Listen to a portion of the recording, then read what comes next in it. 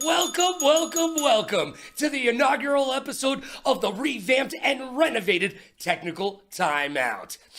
Still has that new show smell in here, but I've got one question for you and one question only. Are you ready to get down like a clown like Charlie Brown and turn your frown upside down? Because it's time to break forth the rhythm in the rhyme. It's time to put the kids to bed and wake up the neighbors. And it is time for the UEL to shine. So what do you say we get down to that UEL beatdown?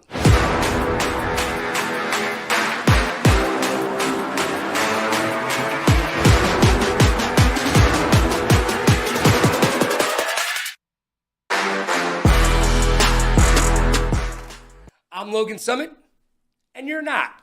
I'm formerly of ESPN, now dropping gravitas and knowledge bombs all over your earballs and eye drums like Missile Command made the wheel. So buckle up, because you've never been on a ride like this before, with a host who can rap and control the maestro and at the same time kick it all prime. But I digress. Look, I'm going to keep it humble like Kendrick, but I'm going to try my best like Drake. Let's get locked in. It's time for the week that was.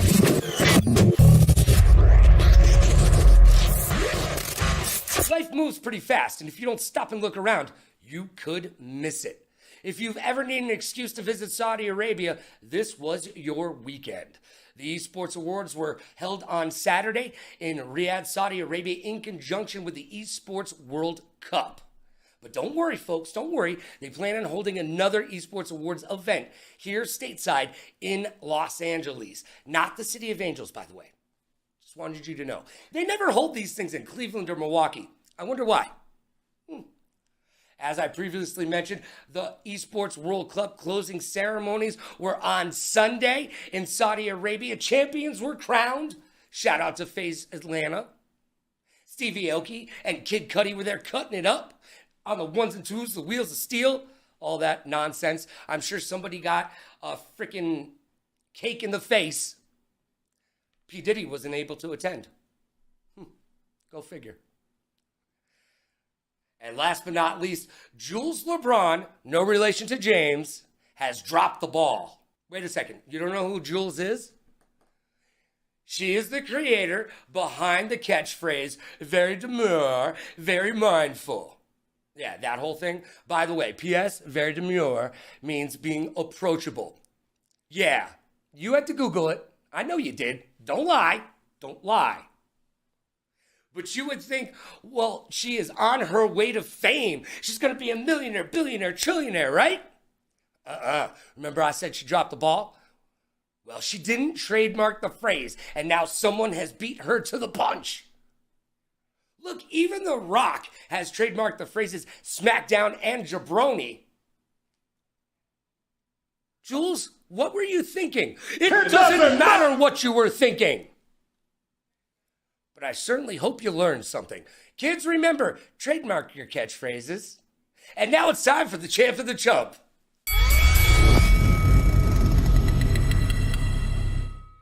It's time for the best and worst from the week that was, the champ of the chump. Let's get to some highlights, shall we? Oh yeah, the champ of the chump is brought to you by G Fuel. Go to gfuel.com and use code Logan to save up to 50%. Don't drink water. Fish go to the bathroom in there. Drink G Fuel. All right, let's get to it. Well, there's no clips from this week because the season 9 starts tomorrow. So your champ is, of course, the back-to-back champions of the league, the Reapers. They start to go up. But he's moving up. He sees his opportunity. He's not taking shots. He's reaching their build. Here's another one of the... One down on each side. The Reapers win. And as your Reapers are the champions, then that must make the Old Moon, New Moon, a.k.a. the New Look Cyclones, be the chumps. Richie said, this is my game. I took yours and I'm taking mine. There he The young goat. That's right, Ricky Rock'em Sock'em, a.k.a. Pebbles. Oh, Ricky, you're so fine, you blow my mind. Hey, Ricky, what? Hey, Ricky, what? Getting it done for the Reapers, bringing it home. And the Reapers, will they be able to four-peat? I don't know, but I'll tell you right now, I'm taking out a trademark on the word four-peat. And that's the champ and the chump. The best and worst from the week that was. Now let's get to issues. Maybe we should talk about this in private. It's time for issues. Brought to you by Newer. Visit Newer.com and use code Logan to save 20% off of all your creator needs and wants. Oh yeah, man. It's pro gear at amateur pricing. I'm using it in this very studio right now. So do yourself a favor. If you're a content creator, get over to Newer.com and use code Logan. All right, issues is where we will discuss news, rumors, trades, and maybe even do a little bit of that trash talking. Today, there's not too much to talk about because season number 9 will start tomorrow. The race for $1 million begins mañana. But some things have happened, so let's dive in, shall we? The UEL has gone international. Oh yeah, baby. They've moved into their new digs and have a brand new arena in Virginia. Oh yeah, it's getting powered up this week. But they also announced brand new hubs in cities like Detroit, LA, Dallas, Raleigh, and then even dropped the big bomb that we've now opened up a hub in Nigeria, Africa. That's right, we are truly international. Can't stop, won't stop. The UEL is growing like a weed in concrete.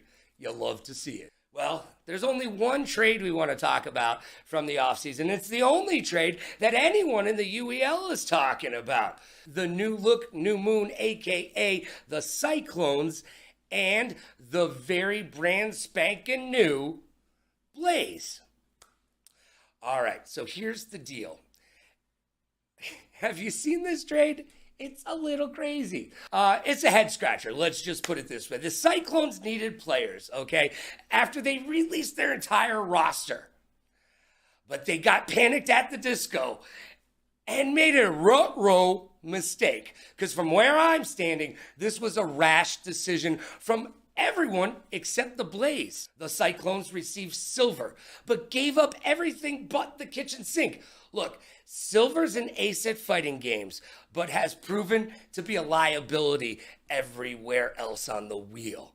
So to get silver, 50 Cal gave Hollywood their first pick season 11, their second pick season 10, and even a fourth pick season 11 as well. So, they're good with fighters this season, sure. All right, I get that. But there's no foresight in this transaction. We have no idea where we will be in season 10, let alone season 11. That's a long ways away. We could be playing UEL on the moon. Gonna need some fresh Yeezys for that. I'm just saying, this isn't the NFL where the teams in the league are set in their ways. We know where they're going. No. This league has grown exponentially from season 8 to season 9, and here we are at a $1 million prize pool. So 2 seasons away to give up a first-round draft pick? Come on. I will be there at season 11 at the draft. And I will go over to 50 Cal with a wireless microphone in my hand, and I will poke that microphone in his face. And I will say, big day today, 50. Any regrets? And I'm pretty sure there's going to be more regrets than Britney Spears' followers on Instagram. I'm just saying. That trade was bad.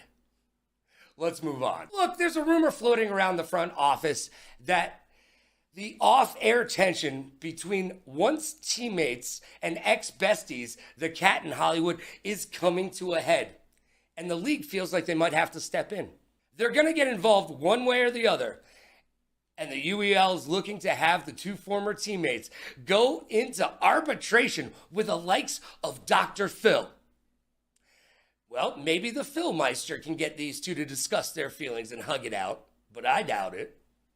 Another issue that I have, the Old Moon turned Cyclones have yet to give the viewers and the league an explanation of why Chicken Tech was made to be baby in the corner and to sit alone like Tory Lanez at prom night at the finals. They were literally picked up just in free agency just to beat the Reapers. That's what they were there for. But they sat on the bench like a troubled child. And we have no explanation for why. Neither Chicken Tech has told us, the team hasn't told us, and the league has asked but haven't gotten the answers. I believe that we deserve answers. At this point, we just don't know.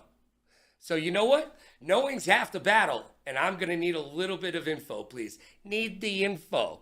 At the end of the day, Chicken Tech for season 10 got in his 87 Stingray and said, I'm on my way.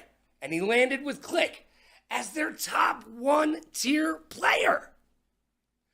So to recap, New Moon, aka the Cyclones, sat a tier 1 player in the finals and lost. Inquiring minds want to know, we deserve an explanation. And now it's time for 5 questions.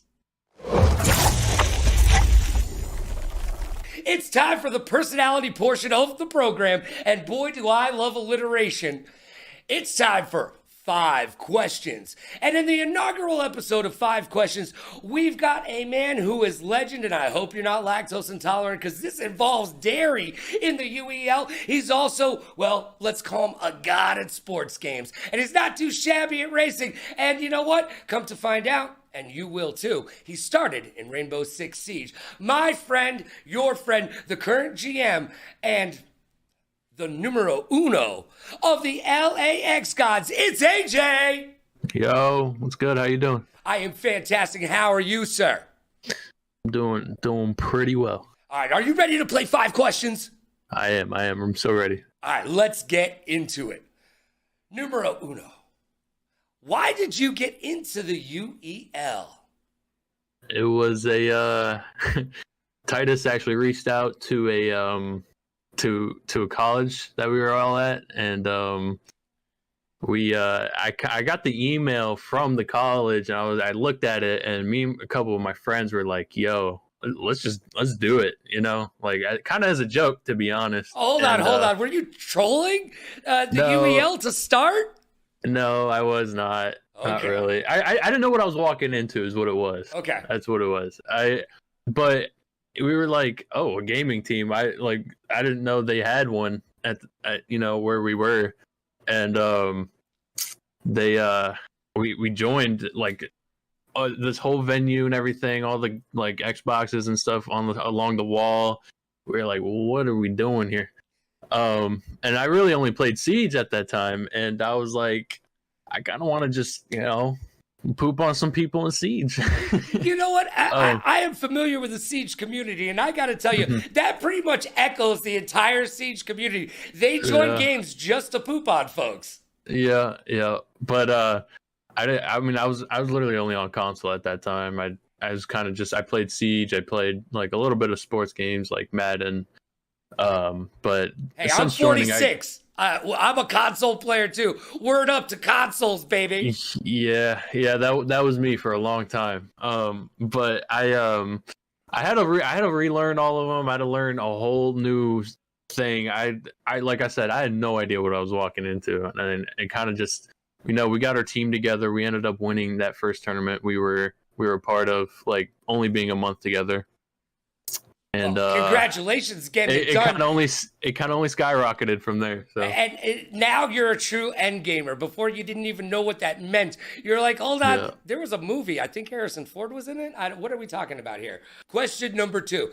It's time for you to teach me something. I need you to teach me how to Dougie. All right? Not literally. I can't dance.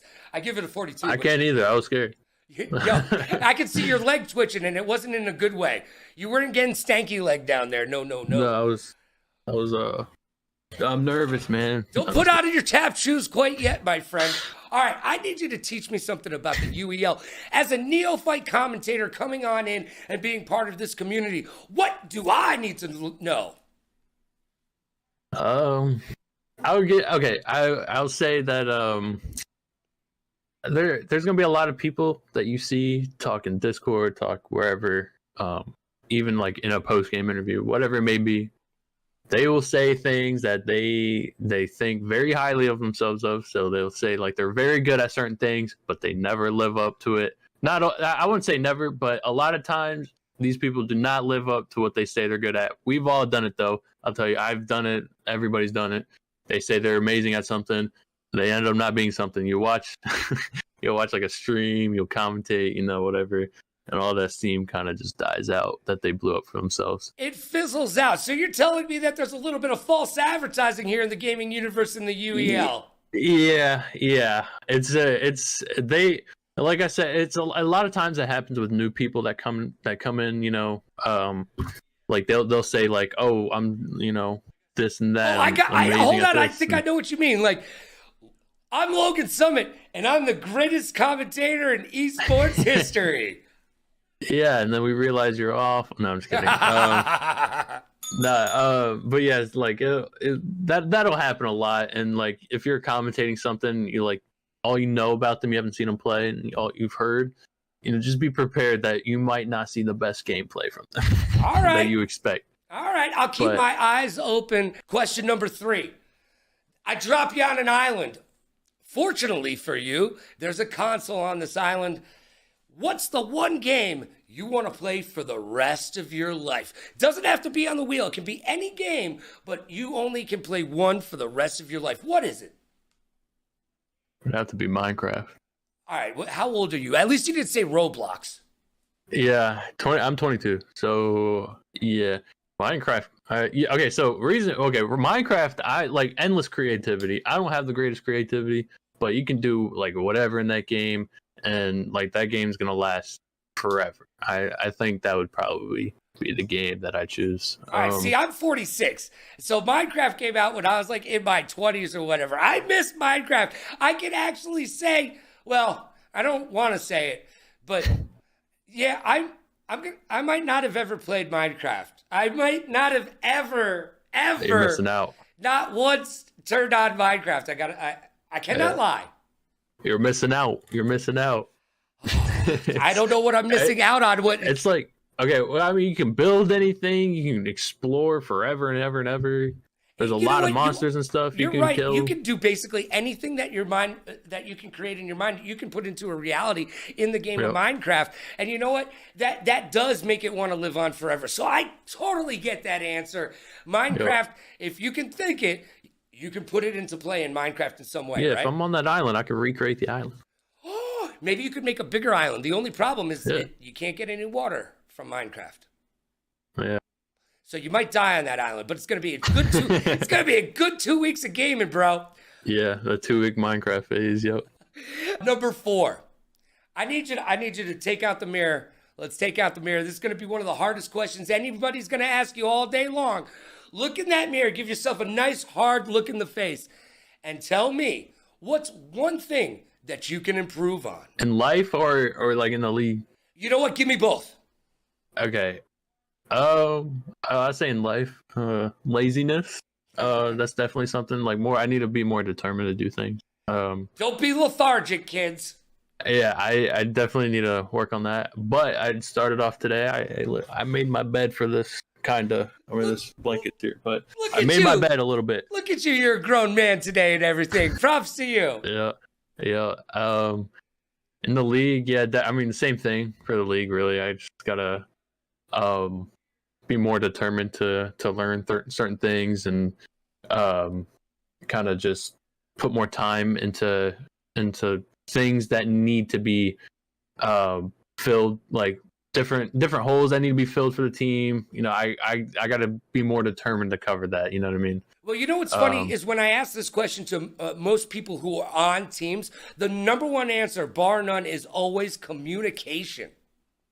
Yeah. Yeah, that's also something I need to work on as well. I came from a really good team that was really good at communication.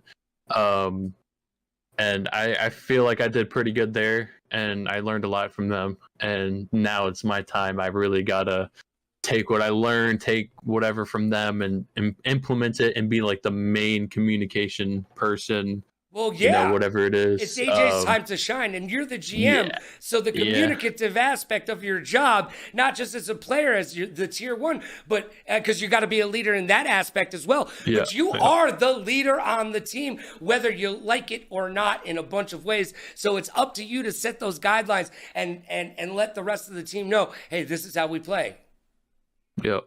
It's definitely going to be a learning curve. It's going to be some obstacles to go through, but it's going to be fun. It's all part of the process. It is part of the process of going from a gamer to a pro, and from a pro to an end gamer, because there is a difference between a pro gamer and an end gamer.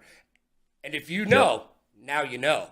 All right. Yeah. Question number 5. This is where we get serious. This is going to get serious, man. I need you to serious face. Drake or Kendrick? Listen. I see this that. vinyl right here? I see some vinyl over there. Is that Kendrick Lamar? That is Kendrick Lamar. All right, so you're going to pick Kendrick? I go with Drake, though. Oh, what? Hold on. You flipped it up and around. You came to get down, so get out your seat and jump around. Listen, no. You're like crisscross over there. I like them both, to be honest. Okay. But like a personal choice, I definitely have to go with Drake, due to his versatility. Probably. Listen, the whole beef thing, I don't care about. I really do not care about the beef. I really don't. I know like they probably sat there and they made tons of money off of it. Yeah, let's be honest, AJ. Yeah, that wasn't a beef between them. That was a beef between two publicists at happy hour at a bar. Okay, that's all that was. Yep. It got them a lot of money, so I don't think they care about the beef either. But like personal preference, I definitely have to go with Drake. If I go on my Spotify, I don't have many playlists. I go off like albums and stuff, whatever I'm feeling for the day. A lot of them are Drake ones that are downloaded. He ran the 2010s. I mean, we can talk. I mean, he's in the GOAT conversation, to be honest. But let me step back for a second. That's a strong statement, my friend. But that's for a different day. Yeah. But Kendrick is also very good. He has some really good songs. Drake, you said he's more versatile, right? He can sing, he can dance, he can act. He's Canadian. Yeah. I mean, you saw him in Degrassi. I mean, that's top class acting right there. But but yeah, he can sing and rap as well. Like he's very versatile, and he's very good at both of those things.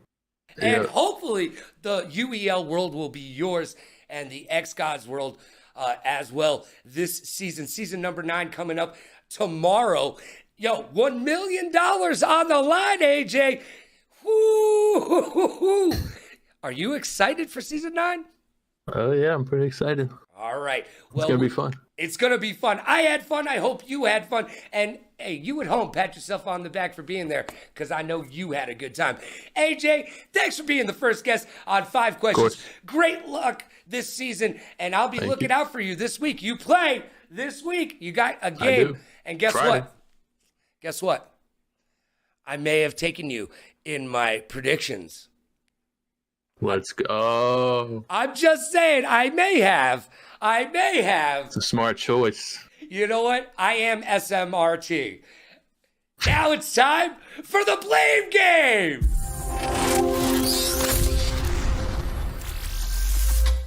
Welcome to the Blame Game. That's right, you asked for it, and ask and you shall receive. It's an oldie but a goodie. We're bringing it back to Cali, because I left my wallet in El Segundo. So it is the first recreation of the old segment that you still know and love. It's called the Blame Game. And my very first guest, you know him, you love him. He's a back-to-back champion of the league. And your season 8 MVP. What's up, Kat? What's going on, man? How you doing? I am Thank you. fantastic. But I got bad news for you. You're not going to be fantastic anymore because you know what clip we're going to watch? nah, you bro. know how you're playing the blame game, baby? Well, we're going no. back to last year. And you know what? You won. You won. So it's all good, fond memories, right? But guess what? There was a hard-fought battle to be lost by the Reapers, Old Moon, New Moon, a.k.a. the Cyclones. Were able to get WAP on you, and I'm talking about weapons and positioning in Apex. And let's take a look at that right now. I do not like that. I do not like climbing out the bubble when you have the push into the building. Yep. Push for the team. Really Push for brave the shots team. here. Push for the team. Okay. As it stands right now, Reapers are on the R301. jury on a devotion. Push that. Push that. Yes. Yeah. Oh, did not finish. I gotta ask you, does that bring up a bunch of regret, bad memories, or just good feelings? No, at the end of the day that you won that bad boy. Knowing that we won is good feelings. How we lost, I would be pissed that we lost Apex, bro. I was expecting all season to win that. Especially it was X-Ray and Pip-Boy and Jury. I mean, we had our best 3 in, and they had 2 of their worst in. You're So, supposed to be able to take the shooter from them, right? You're supposed At the to moment, take it. I was pissed. At the time, I was super pissed. All I right. know Hollywood was pissed too. Well, it So, comes I mean, down to who gladly we is to blame. Who do you blame on that? Look, you can't pick yourself. You can't take the Look, easy bruh, way out. nah, it's you not can't me. take the easy way out. Pick yourself. It's not me. I blame all 3 of them bozos, all right? Number one, because Ricky is sitting there saying the whole season he's the best on our team at Apex. Rez is saying he's the best on our team. Hollywood saying he's the best on our team at Apex. And in the league, matter of fact, he said he's the best at it. So I blame all 3 of them. But Hollywood, at least, he was trying to IGL, but I don't know what the hell happened that game. He said everybody inside the building. Next thing you know, we lost the game, bro. Oh, So man. It's... I gotta So you're blaming all 3 of them, but you're man. saying, you know what? At the end of the day, ex-teammate, ex-friend, Hey, man. now GM of the Blaze. Hey, man. Yo, Nah. it's Hollywood. In It's all big 3 of lights. them, man. All right, It's all 3 of them, All but 3 of them are to blame. Well, Hollywood be screaming at me, so I gotta scream at him, man. So all right, well, good luck this season. Let's see if you can get to win number 4. Thank you for joining me. Oh, yeah. It We're is coming for the it, bro. number 1, your tier We're coming 1 for it, player baby. from the Reapers, baby. It's the Cat. sir. And now it's time for my hot take. It's time for Hot Take. Hot Take is brought to you by Newhouse. Visit newhouse.com and use code LoganRadioRocks to save money on all of your home and office furniture needs. All right, each week here on Technical Timeout, I'm going to give you my hot take. As if it wasn't enough, you've been listening to my opinion all show long. Well, let's get into it. And just to prove to you that this is just a stream of consciousness, I'm not reading this. I'm going to put on my shades. This week on Hot Take, we're going to talk about international esports, and more specifically, Saudi Arabia. Yeah, look, we're not going to have a political discussion. That is for another show at another time and another host. But let's talk about it, okay? Saudi Arabia recently bought their own CDL team. Used to be the Paris Legion, then became the Vegas Legion, and now they are the Vegas Falcons. What did they do to that team? They gutted it, yeah! They got rid of it and they put all Saudi national players on it. And they brought them over to the World Esports Cup to debut the team. Well, fortunately for the rest of the world, the team is terrible. I mean, worse than Charles Barkley's golf swing terrible, okay? Did not do well. But that being said, Saudi Arabia has enough money to throw at that team to get some people to teach them how to play the game. And watch out. Wait until they actually learn how to play it. Well, at the end of this season of the CDL, it is a big rumor that the CDL will cease to exist. No more CDL. Well, do we know of a place that is getting into video games with tons of disposable income that could own the CDL at the end of the year? Yup, that's right, you guessed it, Saudi Arabia. Oh yeah, boys, girls, theys, and thems, guess what? Saudi Arabia will own the CDL by the end of next year. I'm calling it. And you can take that to the bank. And that is your hot take. And just like that, wham bam, thank you, man. It's over so quick. Kind of like on prom night. That is Technical Timeout for you. I hope you enjoyed the new show. Can't wait to see you next Wednesday at 6 p.m. Pacific. That's 9 p.m. Eastern. And get excited. Wait for it. Tomorrow it all goes down. The UEL Ultimate Endgamers League Season 9 begins. We're playing for $1 million. Who will be victorious and who will be using their tears to salt their fiery Cheetos while they ask their mamas, where did it all go wrong? Well, we'll find out starting tomorrow. I'll be with you all season long with Technical Timeout on Wednesdays, and then with you with the broadcast Thursday, Friday, Saturday, Sunday. Ho, ho, ho, ho. You're excited. I'm excited. Like Bob Costa said, feel these nipples. It's gonna get turned up to 11. Yo, be good to yourself and be kind to others. Pay it forward, play it forward. Rock like a party star, party like a rock star. Smile strong, laugh loud. Last but not least, please like, follow, and subscribe so you know what I will be up to. I'd like to thank Titus, I'd like to thank Click, and I'd like to thank Polo. Couldn't be done without you. And yeah, you know what? You at home, pat yourself on the back. You did good work today. We'll see you tomorrow for the beginning of Season 9. This was Technical Timeout with yours truly, Logan Summit.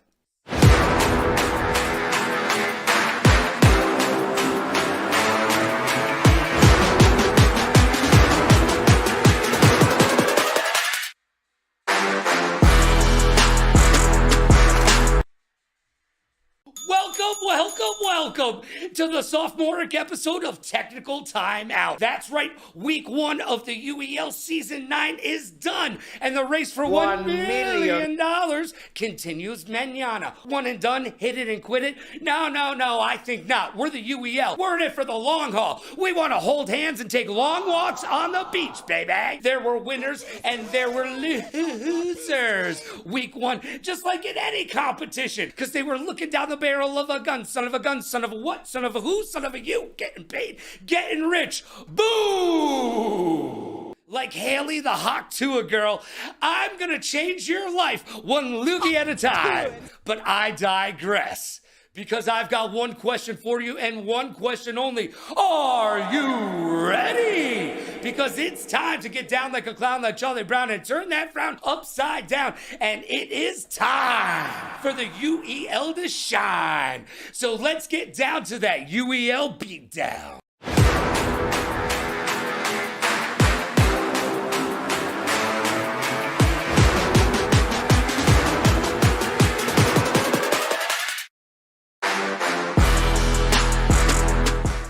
Summit, and contrary to popular belief, I am not the one who brought the potato salad with the raisins in it to the barbecue. I did not do that, I swear. Let's get locked in. It's time for the week that was.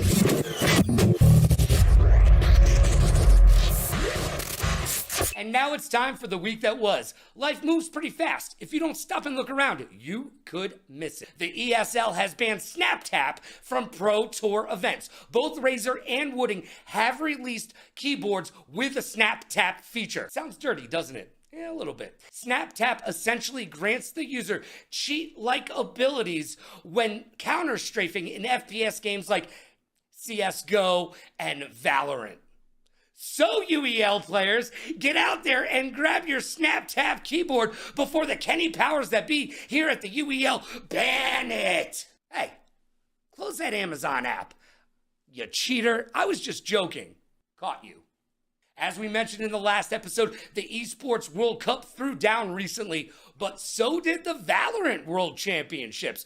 Don't you want to know who took the esports cake and was crowned the prom queen by the viewers? I thought you would. Let's break down some numbers. While the EWC toted 19 games played, only 4 of those games had a peak viewership over 500,000, while 14 of those games only maxed out at 100K.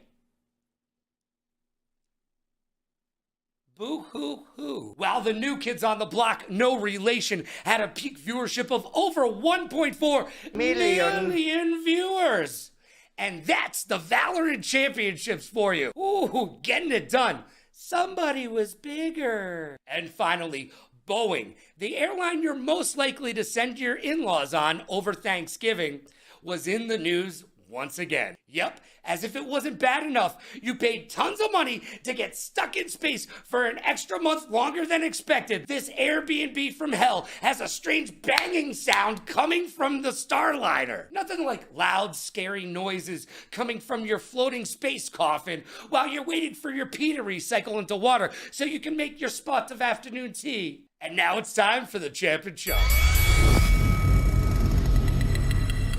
And now it's time for the best and the worst from the week that was. The Champ and the Chump. That's right, give me some of those highlights. The Champ and the Chump is brought to you by G Fuel. Don't drink water.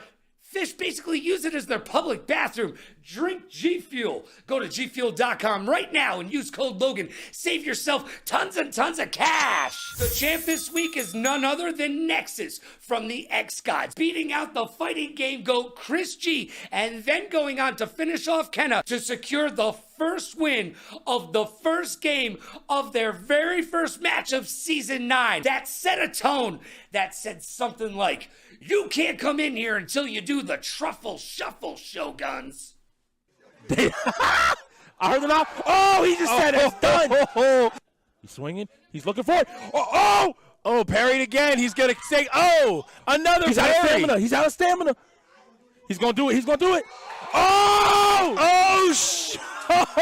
The Shogun have fallen. And that just proves to you, on any given day, you could die by the blade. And now it's time for the Chump. Sad face. The Chump goes to the Ghost.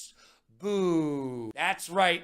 The Ghosts allowed rookie sensation from the Reapers, Midnight, to sweep them in a Street Fighter 6 bonanza. That was just sweet. Midnight with a rookie sweep! With a rookie sweep! With a rookie sweep! The Ghosts were ghastly in their first outing, allowing the rookie to take them for a walk and then hand them a broom and tell them, "Clean up after yourself, why don't you?" However, that made up for Midnight shutting his game off in the middle of the match during Need for Speed. That was very chumpy, young man. And that was the Champ and the Chump. Now it's time to discuss our feelings. We've got issues. Maybe we should talk about this in private. It's time for Issues. And Issues is brought to you by Newer. Visit Newer.com, use code Logan to save tons of money on all of your creator needs. Ask my grandmother. She's a content creator, a DJ, a professional COD player, and of course, a graphic designer. She goes to Newer.com, uses code Logan, and saves 20% on all her pro gear at amateur pricing. Visit Newer.com today. There were no trades to discuss this week, so what do you say we go straight Larry Bird and talk some trash? We had caster callouts this week. Week number 1, and already it's getting down and dirty. Lockdown says DZ should bench himself and just coach. Maybe the Shoguns pick up Sparrow to fill that gap. Is it time for a complete overhaul after just week 1? Lockdown thinks so. What do you think? The Third Hat Crew called out Billy the Goat regarding the new StarCraft 2 setup and gameplay. The very next day, Billy said, "I came to win, battle me, that's a sin," and showed exactly why he is the GOAT and the UEL's top StarCrafter. I have a major issue with clock management, timeouts, and setups. For the love of God, the Ghost, Shoguns, X-Gods, and Cyclones all had issues with the administrative side of gaming, most notably the Cyclones, who were wishing that they were sponsored by DeLorean so they could go back in time. Look, it was so bad that Bill Belichick had a stroke. That's how bad your time management is. You should send him a get well card. It is time to practice the setups, kids, and coaches, do better. Please, let's move on. Havoc went 9-0 and is the only undefeated UEL player. But flip that script, and the Shoguns' Kara Kazik went 0-9. Oh, the UEL has more ups and downs than Oprah's waistline, and it's just week 1. I have a question that begs an answer. Are the Reapers taking a cue from their fearless leader, the Cat? As it's well known around the league, the Cat and Hollywood are having issues. But in the Cat's absence, Ricky Rock'em Sock'em Robot took to the mic to do a little trash talking with Hollywood right in the room. Yeah, run it back. You're gonna like that. 0 F's given by Ricky. But what does that say between the relationship of the Reapers and the Blade? They could have been sister teams, but there are no sister teams in the UEL. There is only one winner for $1 million. No friends, just frenemies and enemies. The Reapers are looking to take that 4-peat though, and they looked darn good without the Cat, without Hollywood, and they handed out a Beetlejuice beat down to the Ghost. Cutters, Cordy, Ricky, Midnight, all showed up and showed out. I don't know, but I'll tell you this. I am about to trademark the word 4-peat. Mark my words. Or buy my words. I don't know how trademarking works. And lastly, I have a question. Did the Cyclones play bad or did the Bots not play well? Good question, right? I think it's a little bit of both. But I am darn sure Billy will put his thinking cap on and come up with some strats, whereas the Cyclones need to do a deep dive before they can come up for air. It's going to be a little hard-fought battle for you if you keep your clock management and wasting timeouts and losing games by forfeiting. You can do better. Cyclones, do better. Now it's time to see if I go 4-0. Let's get out the Magic 8 Ball. It's time for predictions.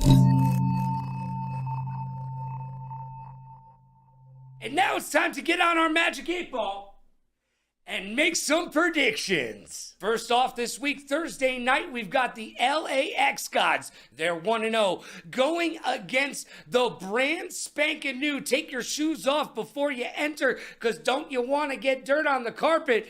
Blaze. Oh, the LAX Gods looked very good the other day. AJ showing up, Havoc was there, and even the young gun, Sin, contributed to the party. Whereas even though the Blaze have one of the top 2 players in the entire league, Hollywood behind the wheel, they've got their work cut out for them. They're not proven. I want to see if they've got the chemistry to make it work. Until then, I'm taking the X Gods, and so should you. Next up, we've got the back-to-back-to-back champions of the league, and they're 1-0 in Season 9, going up against the 0-0 Wolves.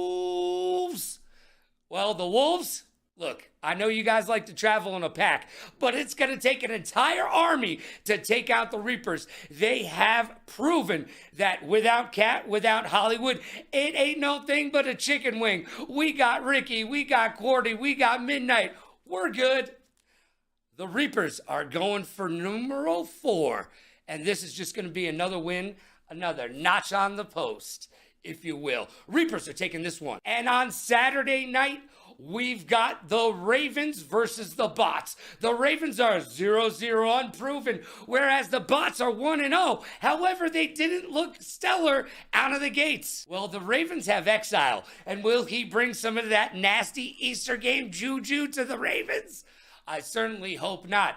And so does Edgar Allan Poe, because he's written some sad, sad stories. Will this season be a happy one or another sad one? Well, the Bots are in their way, and if I know anything about the GOAT, he is not going to let the Bots sit on their laurels. No, he's going to put the brain to work. I can hear the hamster wheel turning. The Bots are going to take this. They'll make the adjustments that they need to, and they'll come out on top, because Billy the Goat said so. And my match of the week, the Sunday matchup, sees the 0-0 unproven Clique versus the 1-0 Bandits. Well, hopefully we won't have a hangover from Chicken Tech from the finals, where he was made to be a wolf pack of one. Hopefully they've gotten over that whole fiasco, and they're ready to get back to their winning ways. Now the Bandits, they won. They're 1-0. But they played the Paladins. And the Paladins, they were in a different place on a different playground playing a different game the other day. So the Bandits, I don't know. They showed that they can get a win, but not against a very good team. Whereas I think the Click's got this. So I'm taking the Click. And those are my predictions. Let's find out. Hey, Magic 8 Ball, how'd I do this week? You may rely on it. I don't know what that means. Better than no. Look, I've got questions, and hopefully you've got answers. It's time for 5 questions. And on this edition of Technical Timeout, I am graced and blessed to be in the presence of one of the GOATs of the UEL. I'm going to go, without a doubt, top 3, but we'll discuss that in just a little bit.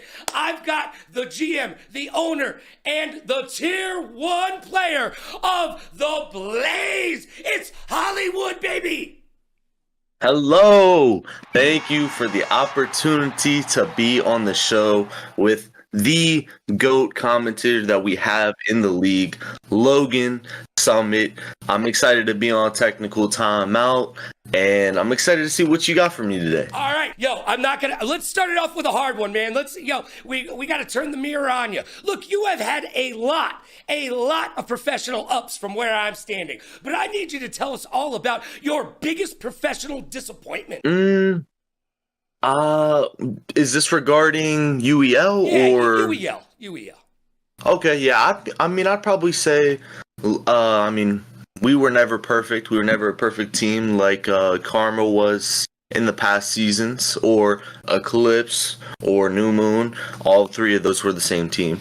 So we were never as perfect as them. So we would lose a game or 2 in the regular season, which was pretty disappointing. But we'd always come back and win in the finals. All right, but so I would say you want to be the Dolphins, baby. You want to go undefeated season, right? 100%. Yeah, like I was very disappointed my first game ever coming into season 5, and we actually versed Karma, aka Eclipse, aka New Moon, my first game.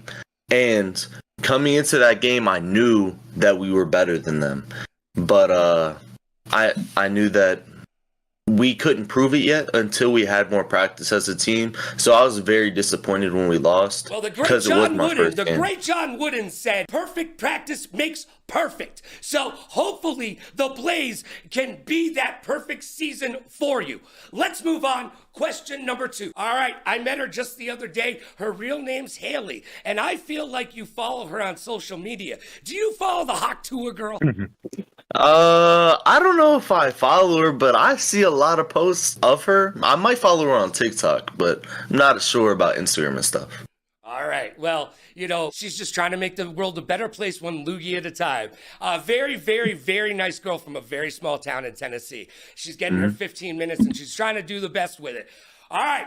Number 3. This one's going to hit you hard where it counts, okay? Can you really win the UEL championship this season in the inaugural season with the Blaze? Can you do it? I think as long as we put in the work that we have been putting in, as long as we consistently get better every week, I think we can. I think I have some of the best rookies in the whole draft, and we have the perfect organization of team where we have a fighting game player, a sports game player, and everybody plays the team games. So I think with how our roster is rounded out, I think as long as we continue to get better, I think we can beat them.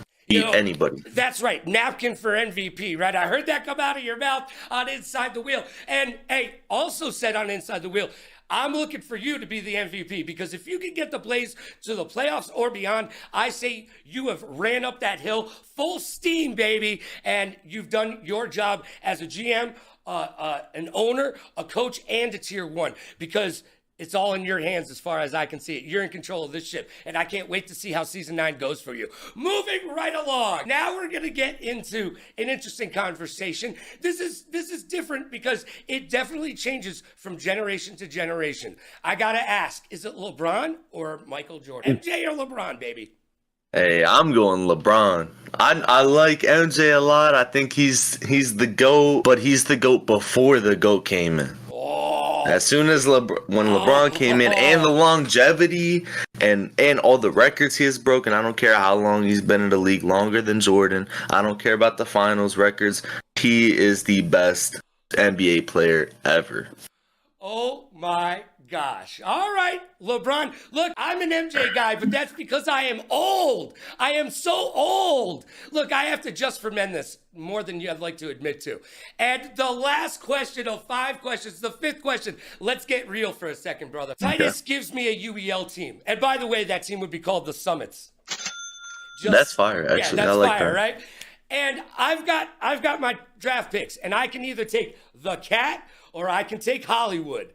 Who's my GOAT, baby? Who's my GOAT? Hey, you better pick me because I'm going to be there longer than he will be. Oh, He said he's here until it starts getting a little difficult, and then he's going to take the backseat and be an owner. I'm here to compete my whole life. So if you want a long-lasting player and owner and GM, I'm the guy to do it for you. I love that. You know what? Cat's off in China somewhere while you're there playing and practicing and getting it done. All right, that was 5 questions, but hold on. I've got a 6th question to sneak in here. Yo, the other day when the Reapers were playing Ricky Yosefan, you blew my mind. Hey, Ricky Rock'em Sock'em, while you were in the room, took to the microphone to say, the Reapers didn't need you. Do you have any words for Ricky Rock'em Sock'em and the Reapers this season? I didn't even hear that. So it must have been probably when they took him for that interview. It was. Yeah. I mean, they didn't need me that game apparently. I mean, I know the Ghosts are bad, but I didn't know they were that bad. But I think when it comes down to crunch time, if my team continues to improve, when they have to verse the Click, when the Bots or Ravens make it into the finals, if it's not us, you're going to need somebody to help carry you in half the game. So. Ooh, and you know what? Hollywood has been doing his back exercises. He's been doing lat pull downs, and he's ready to carry the Blaze on to victory. Hollywood, thank you for being here, and I wish you nothing but the best of luck in season 9 and your race for $1 million. And now it's time for the blame game. It's time for the segment you asked for, and ask and you shall receive. It's time to play the blame game. And this week's guest is your friend and mine. He's from the Shotguns, as Hollywood would have you say, but you know him as the Florida Shoguns, baby. It's Yes, my sir. main man, DZ. What's going on, sir? How you doing, Logan? I am absolutely fantastic, but I wake up like that. Now, are you ready to play the blame game? Hey, I'm trying to see who I'm gonna blame today. Let's go. Well, you know the rules, but you don't know what we're going to see. And man, I got to tell you, I might be a neophyte in this league, but there is a meta on certain games, and you got to pick to play, and you got to play within that meta. And I'll tell you, there is a meta on Wreckfest, and Yes. the Shoguns went against it. Let's check out that clip. X Gods, are you going the other way? Oh, He's going around. Karkaz Kaz is about to be Zick. done already. One's gone. All right, Zick, why are we picking cars? All right, on this map of all maps, why are we picking cars? Oh my gosh! Yo, DZ, you must have been having a mental breakdown and a heart attack. I almost had a stroke. Do I smell burnt grass or toast? What's happening? Dude, who the heck picked 2 cars during Wreckfest? Cars versus buses. Buses win every time. Dude, you smell burnt rubber, not burnt grass. I love it. I love it. Now, looking at that clip, looking at your team, I need to know, you can't blame yourself, but who from the Shoguns is to blame? You know what? I blame the game. Uh-oh. It's the blame game. I'm blaming the game. They say don't hate the player, hate the game. So I'm hating the game. Okay. So we try to have one car, right? Yeah. One racer, just in case, we need somebody to just get the points. But my player, Car Kozik, he chose a bus, and in the game, he was a car. What's up with that? Yeah. Wreckfest, come on. Let me know. I don't know. I think you're going to have to talk to Pixar about that. It sounds like they know what's Pixar. going on. I'm just saying. Look, I blame Black Diamond. I blame Black Diamond. No, I can't do that. Black Diamond has been in the league long enough where he should have spoke up and said, yo, bro, cars? Really, cars? Like, you know what? I don't think he was paying attention. I think he was more focused on the next game and like the strategy of the lineup coming up and not on the game at hand, because Wreckfest is weird 50-50 game. Anybody can win that. Yo, any given Sunday, anyone can win at Wreckfest, right? Exactly. All right. You know what? I'll take it. I'll take it. Great answer. I know. Great answer. Yo, you pat yourself on the back. You did good work. But I've got Thank another you. question for you, man. Okay. One of the casters called you out. Lockdown said that you need to bench yourself and become a full-time coach. Do you have any response to Lockdown's statement? Everybody knows how comedic that is, because Titus beat Lockdown actually to make him become a coach / commentator. Yo, Titus put Lockdown into lock with a beatdown, and now he's regulated to talking about games instead of playing them? Exactly. Ooh, That's Lockdown. something where I don't speak on that because that would never happen to me. Somebody who doesn't play games can't just come in here and just beat me. But it happened to Lockdown, so he should talk about that. Hey, I said it last Not week. about me. I said it last week, and I'm going to say it again. There is a difference between a pro gamer and an end gamer. And if Exactly. you know, now you know. And now it's time for my hot take. And now it's time for my hot take. As if it wasn't bad enough, you've had to listen to my opinion all show long. I got one more for you. And Hot Take is brought to you by Newhouse. Visit newhouse.com today. Use code LoganRadioRocks. You'll save tons of money on couches, love seats, office chairs. Don't buy gaming chairs. They suck. Trust me, your butt will thank you. Go to newhouse.com right now and get that furniture that you've always wanted. Use code LoganRadioRocks. Each week on Hot Take, I'm going to give you my opinion on something that's bothering me. And to prove to you that it's just a stream of consciousness, I'm going to throw on my shade. Now, originally, I wanted to talk to you about this girl who called me old the other day, but that will have to wait for another week. She might not be wrong. But we will get into that because this week I am upset that the tier 1s did not show up. Well, some of you did, but some of you did not. LA, Chris G, and Spicy, where were you? All together, they got 8 wins, whereas Jury, AJ, and Billy all averaged about 8 wins each. Those are the tier 1s getting it done. The other tier 1s just didn't show up. But good news, it's week 1. You still have room to improve. And I know, Chris G, I know you have forgotten more about fighting games than I will ever know about all of video games combined. But you're not a tier 1.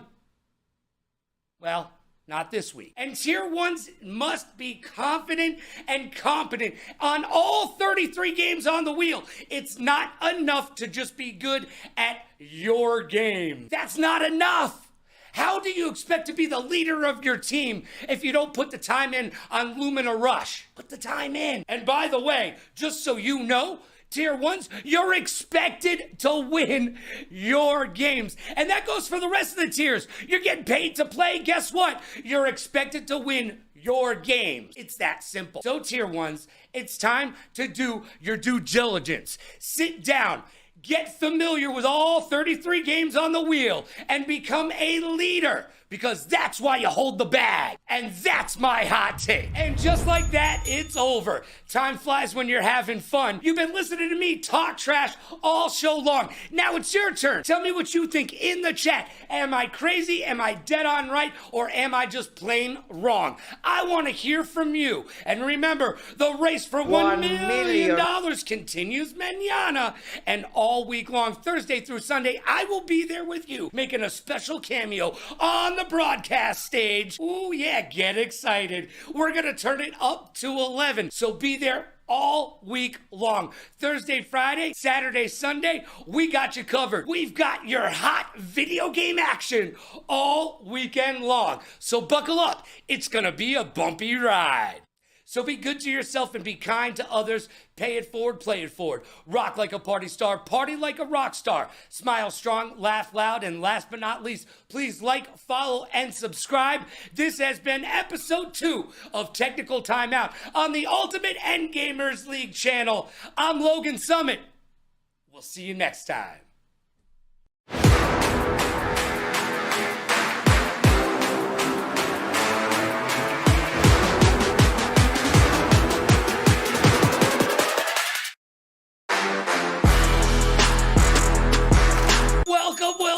welcome to another fun fact-packed episode of Technical Timeout, right here on the Ultimate Endgamers League. Week 2 of Season 9 is done, and the race for $1 million continues tomorrow. But in Week 2, there were winners, and there were whiners.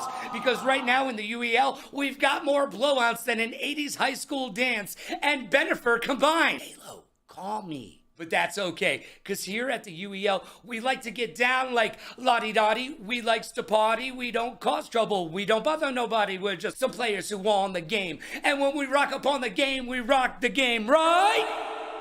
And like Kendrick Lamar's Super Bowl performance this season, I'm going to give you 30 minutes of hot entertainment and action that would humble even Drake. I bet you they do the Super Bowl performance together. Heck, who knows? Maybe even Diddy will be there. No? He won't?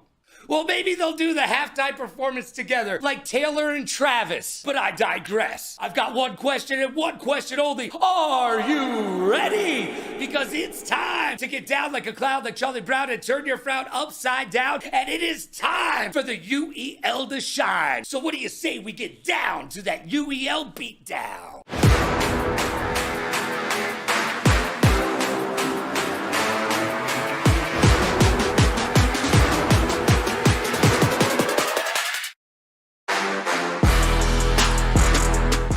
Ready to turn it up to 11? Oh, good, because that's how high it goes. I'm Logan Summit, and look, I eat pizza with a knife and a fork.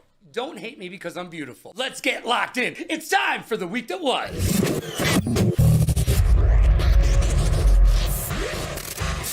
Life moves pretty fast, and if you don't stop and look around, you could miss it. There are 3 things I miss because I'm just old. Dragon Ball Z, Power Rangers, and Pokemon. While the latter, Pokemon, is the world's most valuable media franchise, it is also an unspoken esport. Yep, that's right. Did you know you can compete in Scarlet and Violet, Pokemon Unite, and even Pokemon Go? Let's Pokemon Go make some dough! As the Olympics showed us, any video game, even a mobile app, can become an esport. Imagine winning the gold medal in Pokemon. Now imagine having to explain that to your in-laws over Thanksgiving dinner. Nah, I'm good. But guess who's back? Once again. Maybe this time, don't tell a friend. That's right, Dr. Disrespect is back, and he's turned heel. He recently took to social media to give a 0 F's given video with no apologies that would make Kurt Cobain cringe. He tried to give an explanation for something where there is just no explanation. Doc, it's just you and I talking, okay? Just us, okay? Anytime you say out loud, the Twitch Trust and Safety team members stated that my messages to the minor did not constitute sexting and no graphic pictures were sent or received. Just stop talking. For the love of be quiet before you end up having to go door to door in your neighborhood, and you will not be selling Girl Scout cookies, Doc. But let's move on. And finally, Rachel Gunn, aka Ray Gunn, the Olympic breakdancer who went viral for breaking breakdancing. Yeah, you know who I'm talking about. Recently issued an apology to the breaking community. Hey, Rachel, what about us? We were the ones forced to watch it. She went 18-0 in 3 rounds, never gaining even a point. Performance included moves like the kangaroo hop and her signature move, the Tyrannosaurus Rex, which is part of the Jurassic portion of her program. It's notably distinctive from the whole Jeff Goldblum chaos theory vibe that it gives out. She did announce, however, she will be starring in the sequel Breakin' 2 Electric Boogaloo, Breakin' 3 Down the Boogaloo, because they call a toilet a... forget it. Skibbity toilet. No, I don't know what it means. And no, I'm not going to Google it. Well, with all the negative attention Ray Gunn has been receiving, she's going to be stepping back from breaking breakdancing, and she's going to need to break into a new hobby. Because there will be no breakdancing at the next Olympics in LA. To be fair, MJ did this in Thriller, and y'all went crazy. I swear, if Crocodile Dundee did it, that would be a viral TikTok dance, and we'd all be doing it. But instead, we get Ray Gunn, Australian for broken. And now it's time for the champ of the chump.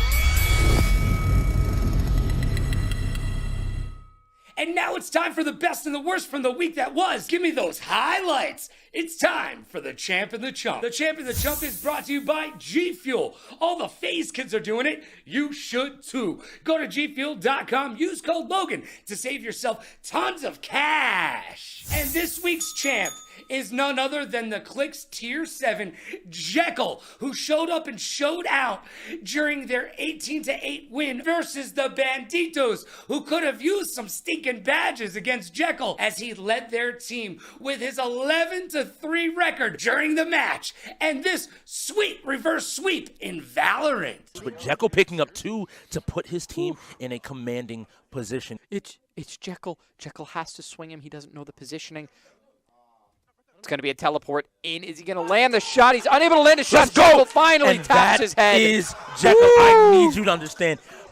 As someone that has played with Jekyll, Jekyll has been in that moment before. And now it's time for the chump. Aw, sad face. This week's chump is Boar. Yes, you, Boar. He got stuck behind a box in Final Stand Ragnarok. And this was more tragic than LeBron James' hairline. Hi, I'm Boar. I'm stuck in a box. I'm in behind a box. I can't get out. I can't help my team. I'm in a box. That's insane. He's actually stuck behind this box. He's not going to be able to contribute to his team anymore if he can't get out of this position. He may have tried to look at him laughing. He may have tried to jump down from that little ledge that we see up above. Whew, that was tragic. And now, let's talk in private. I've got some issues. And Issues is brought to you by Newer. Are you a content creator? I knew you were. Visit Newer.com, use code Logan to save an additional 20% off all your pro gear at amateur pricing. That's right, an additional 20% off. Visit Newer.com, use code Logan. You'll thank me in the morning. And let's get down and dirty like Jake Paul and Mike Tyson talking trash before their fight. We've got some call-outs. Dictator Chicken said that they would go Bong Cloud on Saturday Trust. Don't know what that means. However, if going Bong Cloud is 4-6, you can keep the cloud. Lucci said Havoc is mid at Lumina Rush, and Havoc and crew are 1-1 with 1 forfeit so far this season. I think it's a little bit better than mid. Do you agree or disagree? Let me know in the comment. Nexus and Cutters have called the Bubbles the most improved player here in the UEL. And as Shakira will tell you, her hips and numbers don't lie. The Bubbles is currently 4-5 and 5-5 this season in their first 2 games. And that screams mediocrity to me. There's still room for some improvement. And that is an understatement. My fellow caster, Strix, said Hollywood needs to come out of his comfort zone and be a better voice and in-game leader. That's the truth, Ruth, and I think Hollywood would agree with you. Look, Hollywood's got his work cut out for him this season, trying to bring the Blaze to the top of the hill, or the summit, if you will. But we'll be watching. If anybody can do it, Hollywood can. The Punisher got punished by Quarty and the Reapers after calling out Fortnite. Don't call out games you're gonna lose. Hey, AJ, you're right. The Reapers were in special form this week. After Bernays' disappointing F1 loss, they turned to him and said, "Welcome to the Shoguns." Talk about team chemistry. But I'll tell you this, don't complain, do the work, or you may show up in one of Damien's videos, you bum. The Reapers also called out the Wolves GM live on air. Yeah, Villain got some. They told him, "You built a stupid team."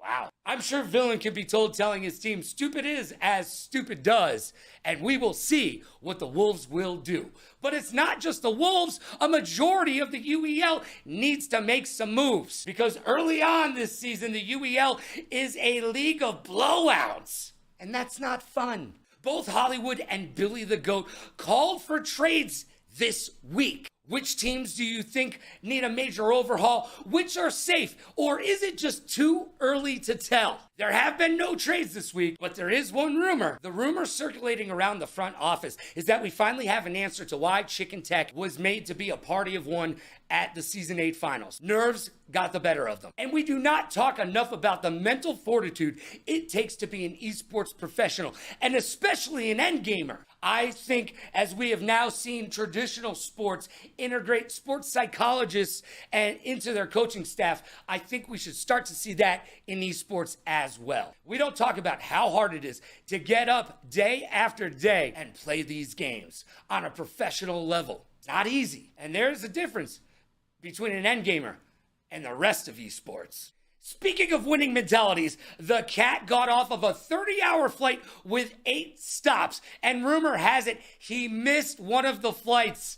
The connecting flight in Kirkplakistan just couldn't get enough of that goat's milk. Being a 3-time champ and your current league MVP, did that stop him? No, can't stop, won't stop. He came directly from the airport and showed up fashionably late, looking haggard, tired. Did that stop that kitty cat winning Mamba mentality? No, no, no. He trolled in CTR and went 10-1. He's got that Ric Flair Reaper's drip going. And I love where the Reapers' heads are at. They're having fun and they're getting wins. Also, there is one downside to the Reapers' success. I don't know if you caught Cordy versus Cutters in basketball, but that was worse than my 8-year-old cousin's church league games, okay? I'd say this game was sponsored by Airball. Terrible. Hey, Lockdown, what is this? Don't do that. You're stressing out production, and if I did that at ESPN, they'd fire me. And if you're saying this isn't ESPN, well, there's a problem there too. I'm just saying, Polo's pulling out his hair. And finally, my co-casters say it, and now I am gonna say it. Button check, button check, button check. I don't care if you need to or not. It gives you 30 seconds to get locked in. So use a button check every single time. Look, I don't get paid by the hour, and I'm literally asking you to add 30 seconds. It's not for me, it is for you. The Wolves were outfoxed by the Reapers in Checkmate Showdown. And they lost like 2 fighters because neither of them bothered to just say button check. 2 simple words. Button check. 2 vowels. Very simple is all I'm saying. And it gives you 30 seconds to do what you need to do. Sit down. I think we would have learned from the Paladins in week 1. And the Paladins should have learned from New Moon in the finals in season 8. You always call for a button check. I mean, do you like losing? I didn't think so. But you may have the rest of the league fooled. And now it's time for predictions. It's time to break out the old Magic 8-Ball and make some predictions. On Thursday night, we see 2 0-1 teams struggling out of the gates and trying to get their first win. They will be hungry like the wolf. But I think the Ghosts are going to take this. I think the experience of the Ghosts will pan out to a win. And if you're saying, well, the Wolves have New Moon players on it, well, Doomsday, Punisher, and X-Ray all went 1-8 in their first engagement. That's not good enough. So the Ghosts will take this one. And in my Friday night game of the week, we see the 1-0 Click take on the back-to-back-to-back defending champions and the 2-0 Reapers. Look, the champions have looked almost flawless. There are no chinks in the armor, whereas the Click still have some things that they need to focus on. Jekyll's playing really good. He went 11-3, whereas Chicken Check went 7-6. So I ask you, as the only champion on the team, is Jekyll their tier 7 bound to be the team's leader? Well, if that's the case, I don't know if the Click have what it takes to beat the Reapers. The Reapers will take this one. And in our Saturday night showdown, the Cyclones versus the Blaze. I've got to take the Cyclones because the Blaze are just a little flame. Look, Hollywood's got his work cut out for him. I understand he is one of the best players in the league, probably one of the best of all time. However, one man does a team not make. I sound like Yoda, don't I? Whatever. No, he's got to get all of those rookies up to par, and they're just not there yet. The Cyclones having a little bit of growing pains as well, a little bit of whining at the drive-thru, if you will. Just play the games and win. And I think they're going to win this Saturday night. Cyclones got this. And in our Sunday matchup, we've got the Florida Shoguns versus the Ravens. I see you, Ravens. I see you. Yeah, that one, you know, I'm 7-1, that one, that's the Ravens. That little one right there, I wouldn't worry about it, but that's the Ravens. And I will not doubt you again, especially not against the Florida Shoguns, who have been playing like Tyreek Hill before a Dolphins game, handcuffed. The Ravens got this all the way because the Florida Shoguns just don't know what they're doing yet. Heck, they had a player last week that went 0-9. Don't do that again, ever. And that's my predictions. Let's check in with the Magic 8-Ball and see how I did. My reply is no. Each week, this thing gets nastier and nastier. What did I do to you? Welcome to 5 Questions. I've got questions and hopefully you've got answers. Today's guest has been in the UEL for so long, they call him the GOAT. He is the guy who gets the trap to work in the board game Mousetrap every single time, no fail. His name is Billy the GOAT. Hey, what's up? Good to see everybody. All right, I am glad that you are here. I'm sure you have a little bit of trepidation when I reach out to you and I say, hey man, I want you to be on my show. But you climbed the summit, you're at the top of the peak, and now it's time for your first question. All right, you asked in chat, you said in chat, you called it out in chat. The league needs to make some trades. Who is the number one player that you would be willing to trade for? Well, definitely Jekyll after that big performance by Click. I think that he definitely needs to think about getting out of that tier 7 spot and into a higher tier for sure. So that would be my pick. He was our champ of the week this week. So trust me, Jekyll, we see you. Number 2, this was brought up by the casters, and I need to know, Fritos or Cheetos? Fritos or Cheetos? Definitely Cheetos for me. Not a huge fan of Fritos. Definitely like the Cheetos. Doesn't matter if they're crunchy or puffs. Either one, I would prefer over Fritos. Everybody always picks Cheetos. Fritos Well, then get it's no not. love. It's not really a debate then, right? It's just Cheetos are better. Well, here's the thing. Chili cheese Fritos got some things happening. You ever see the movie Friday? Check it out. Question number 3. La Bamba is your brother. Mm-hmm. Is there some nepotism with him being tier 2 and you're filling tier 1? Or is he just that darn good? No, I think that he's really good. He's gotten a lot better this season. He quit his job that he had before, and he's taking it really serious. So I think everybody kind of saw that he definitely can be a tier 1. He was offered it by some teams this season, but it was not an ideal situation of it. He was also offered tier 2s and 3s, but by pretty much every other team that didn't offer him tier 1.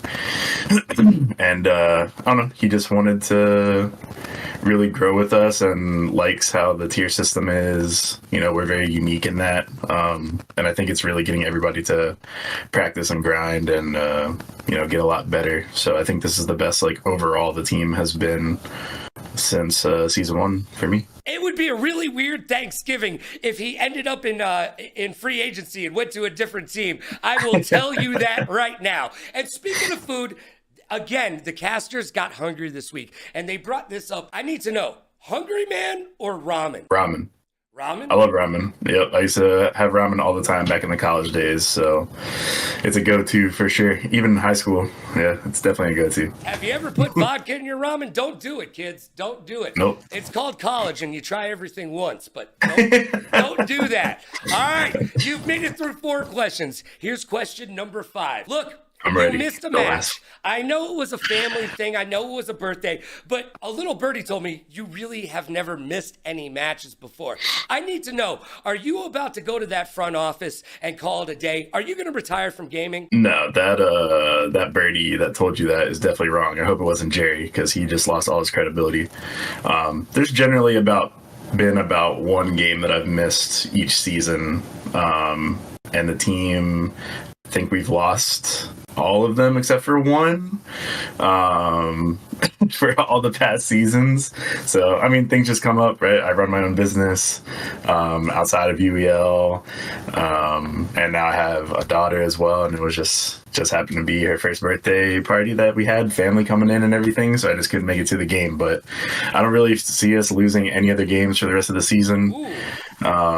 So I mean, we almost beat the Ravens without me being there. If I was there, it was a big sweep, in my opinion. So I think we just win that straight up. Do you win the championship this year, Billy, or is it next year? No, I definitely think this year. This year? Yeah, I think the team's really good. We got Ceviche coming back in. If you don't know who it is, then you gotta, look up that lore a little bit.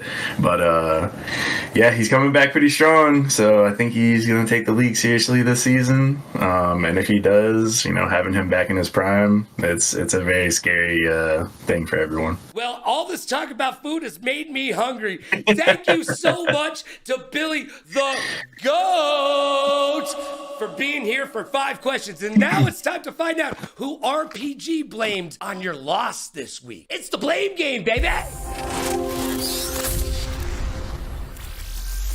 And welcome to the game that you asked for, and ask and you shall receive. Who's to blame? We're gonna find out. My guest today is the first non-player to grace the stage of technical timeout. It is the Bots GM, your friend and mine, RPG!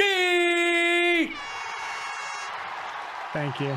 Oh, you Happy are. to be here. You're so welcome. Don't say that too quick. I wouldn't want you to misrepresent yourself. You haven't got into the thick of it yet. But let's get to it. This is the blame game, and you're a GM.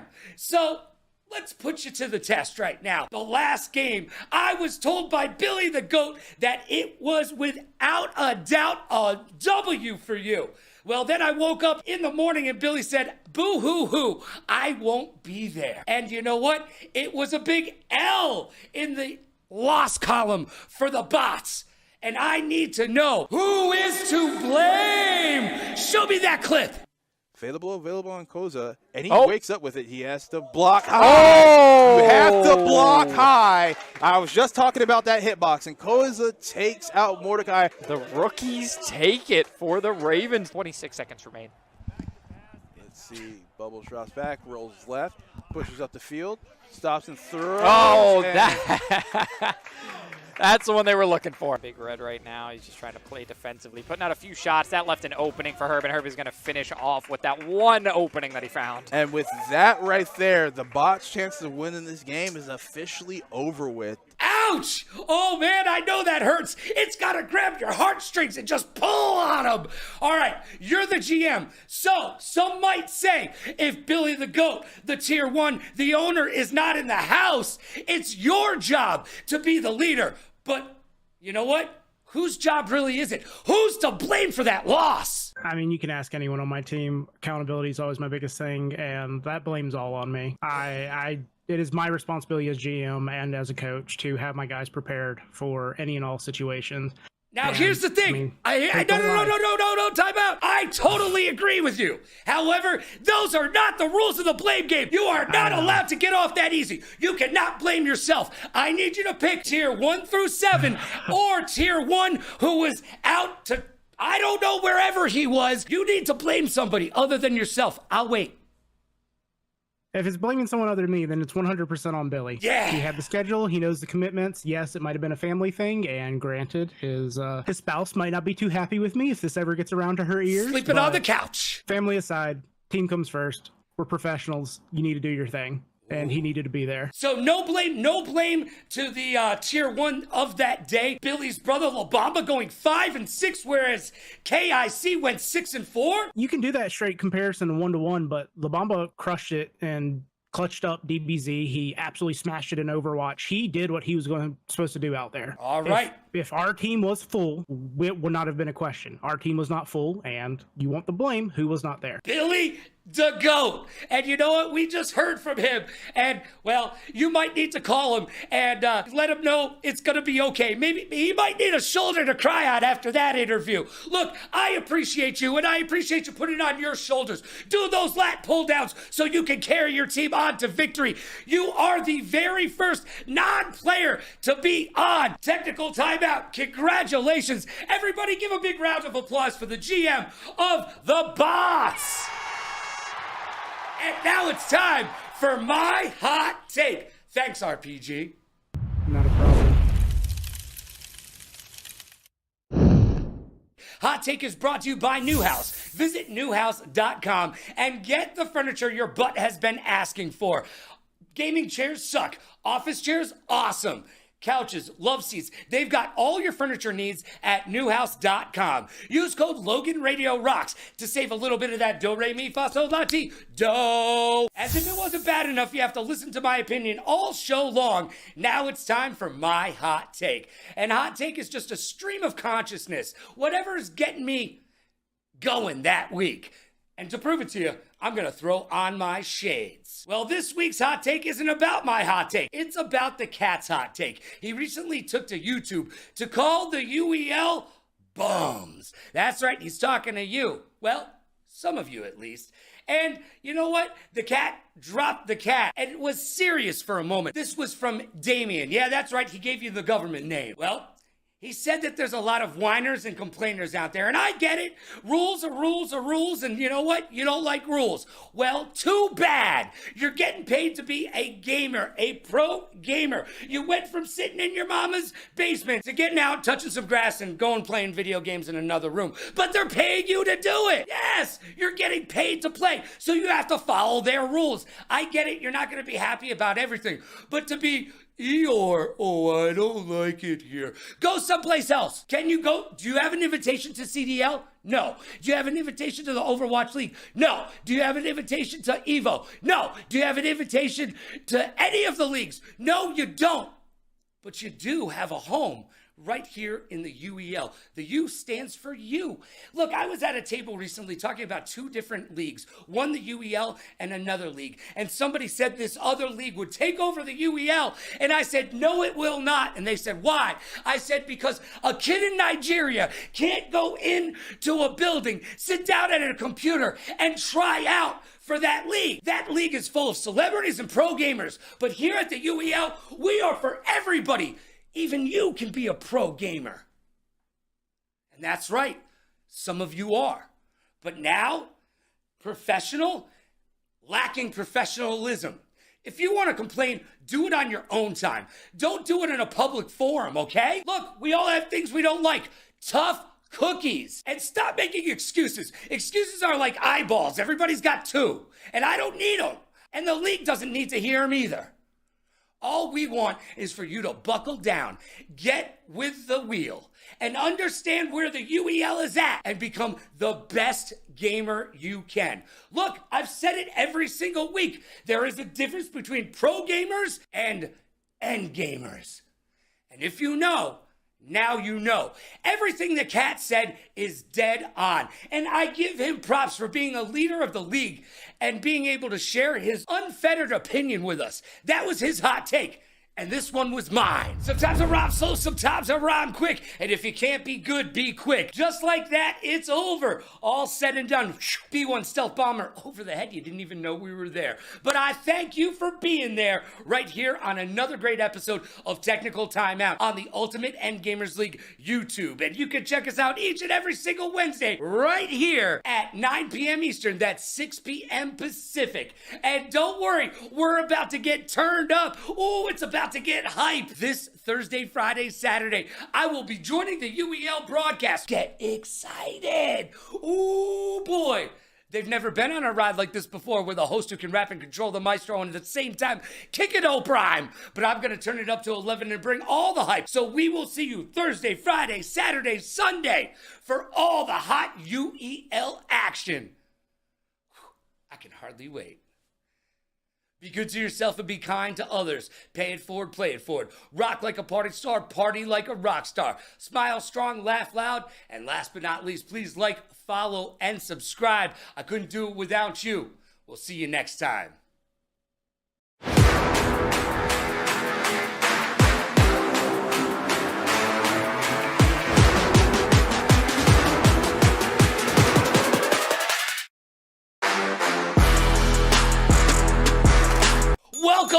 Welcome to another fun-filled, fact-packed episode of Technical Timeout right here on the UEL's YouTube channel. Each and every single Wednesday night at 9 p.m. Eastern. That's 6 p.m. Pacific. Week 3 is done. The race for $1 million continues mañana. But we've got a lot to talk about.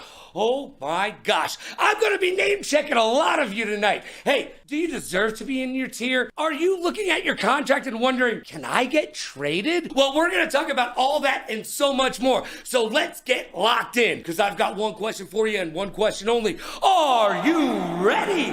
Because it's time to break forth the rhythm and the rhyme. And it is time to get down like a clown, like Charlie Brown, and turn that frown upside down. And it is time for the UEL to shine. So what do you say we get down to that UEL beatdown?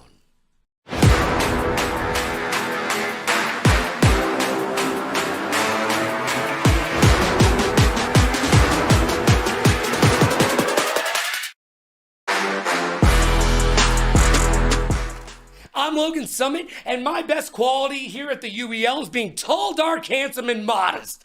But somebody has to pull it off, right? Well, I've got some questions, and hopefully you've got answers. Because here at the UEL, you can get with this or you can get with that. I think you get with this, because this is where it's at. So are you ready to get locked in? Oh boy, it's gonna be a barn burner!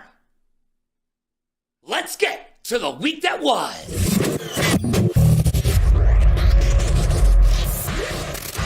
Life moves pretty fast, and if you don't stop and look around, you could miss it. Well, kids, do you like money? I know you do. Guess what? Roblox is in the news again. That's right, Roblox has announced its 6 billionth user. Yeah, it's true. Billion with a B. And guess what? They have been evaluated at over $40 billion. How crazy is that? Especially since 70% of their developers are in-game players that are being paid with in-game funds. Sounds like a child labor law issue to me. Is Roblox the new mafia? Just saying. The World Series of COD was right here in Viva Las Vegas this weekend, and the Falcons took home the trophy.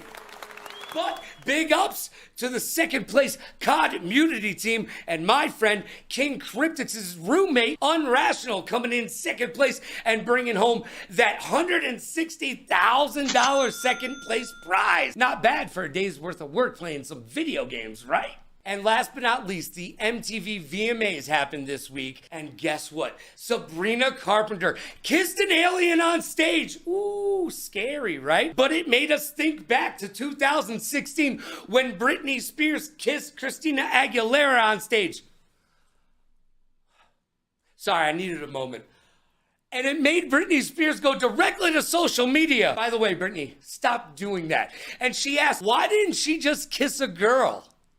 Well, maybe she did kiss a girl and she didn't like it, Britney. Maybe that's what she's into. Aliens? To each their own. And now it's time for the Champ and the Chump. The Champ and the Chump is brought to you by G Fuel. Head on over to gfuel.com. Use code Logan to save yourself a bunch of cash on all your G Fuel wants and needs. Trust me, you'll thank me in the morning. The champ this week has to be Dolo, going absolutely Dolomite on the competition in the finals and laying the smackdown that even The Rock would be proud of.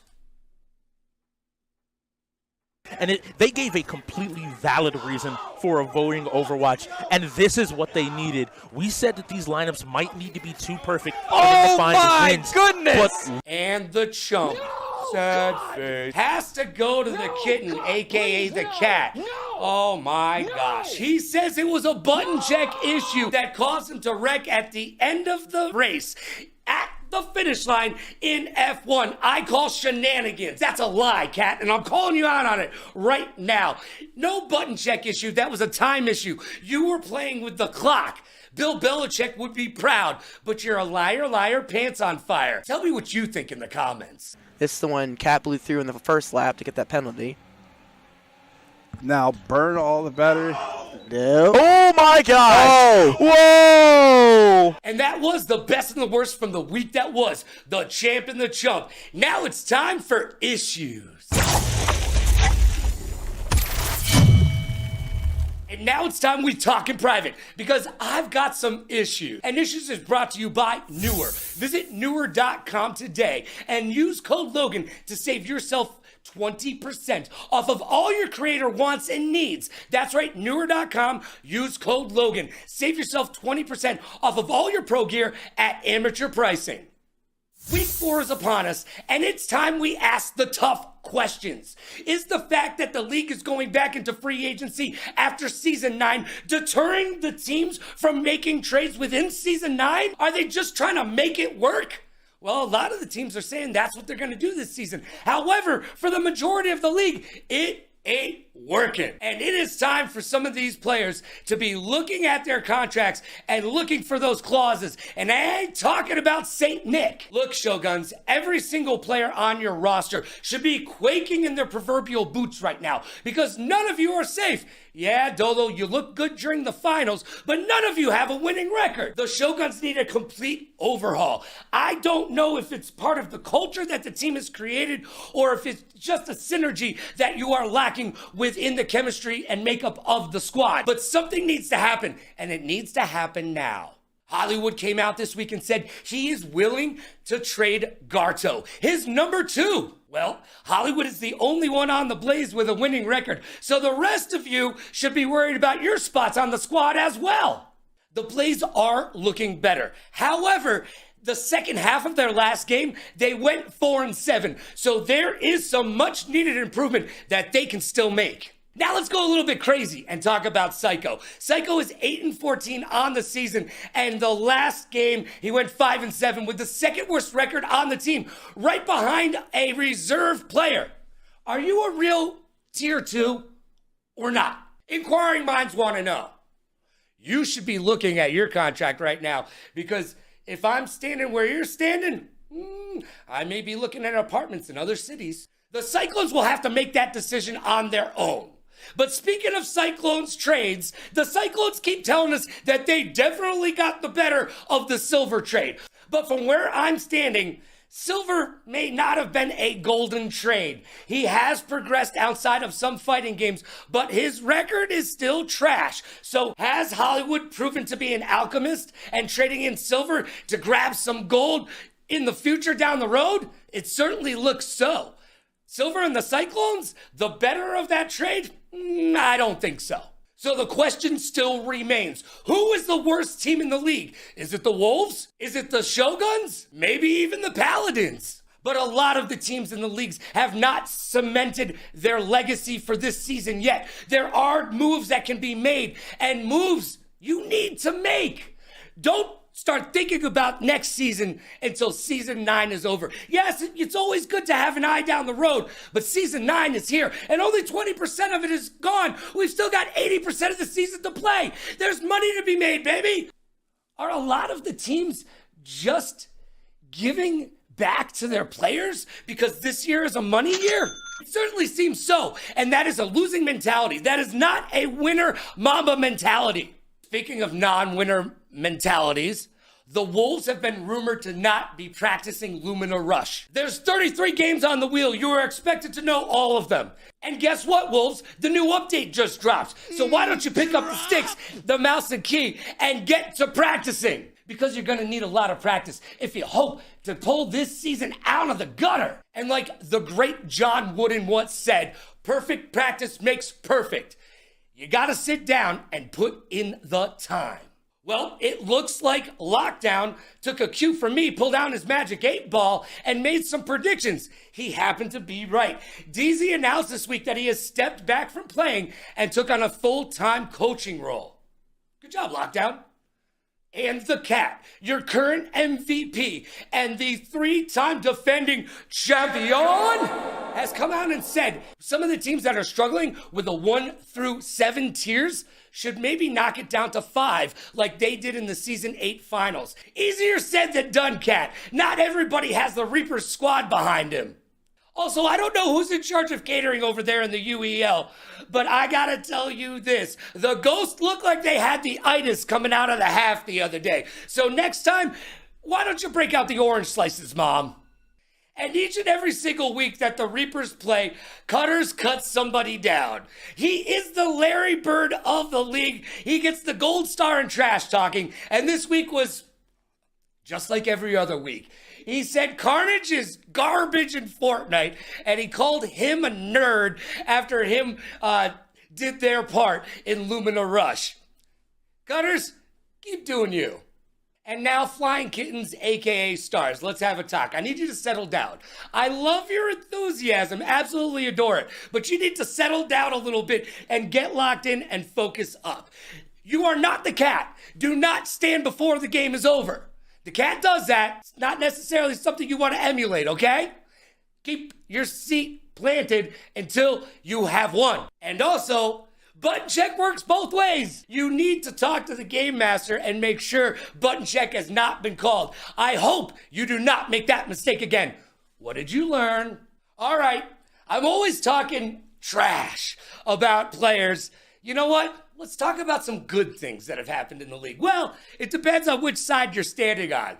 But let's talk about some uplifting league information. Hydro was able to take Pip-Boy in Street Fighter 6, even though Pip is a master level player. Way to go, Hydro. Gurren swept at Tekken. That was awesome. If you were there, oh, you could cut the electricity in the air. And Chicken Tech went 1v4 in Rainbow Six Siege to secure a win. It was downright dirty, like Shaquille O'Neal on flip-flops. Yo, Chris G looked really good racing in CTR, and he came in first place, and then he told the crowd, hey, that was my first time playing. Well, hopefully it won't be your last. I love the fact that Chris G is taking to the league and taking it seriously. If you watch any of his streams, he is practicing a lot of the wheel. And he definitely is a force to be reckoned with in Maelstrom now. Bo Seif told me the other day, I am the GOAT at Fortnite. And well, their clutch certainly was goatish. They're doing quite well this season. They're 13-6 on the season. And you know who's right behind them? Not quite a man yet, but Pizza Man is 12-7 on the season. And now it's time to make some predictions. I am currently 10-2 with my predictions, so let's break out the old Magic 8 Ball and see who's getting that win this week. In our Thursday edition of the UEL, we see the 1-1 Bandits going against the 0-2 Cyclones. Look, the Bandits beat the Paladins, but they lost to the Click, and the Cyclones have lost to both the Bots and the Blaze. Bandits, you need to show up and show out and show the rest of the league that you are a team to be contended with. Well, I got you winning this one. Let's see what happens. On the Friday night edition of the UEL, we've got the 1-1 Bots going against the 1-1 Ghosts. Look, the Ghosts have lost to the Reapers, best team in the league and the 3-time defending champions. They also lost to them without Cat, and they beat the Wolves. But here's the question, are the Wolves the worst team in the league? There may be a 3-place tie for that. The Wolves, the Paladins, and the Shoguns all are sitting at the bottom of the barrel.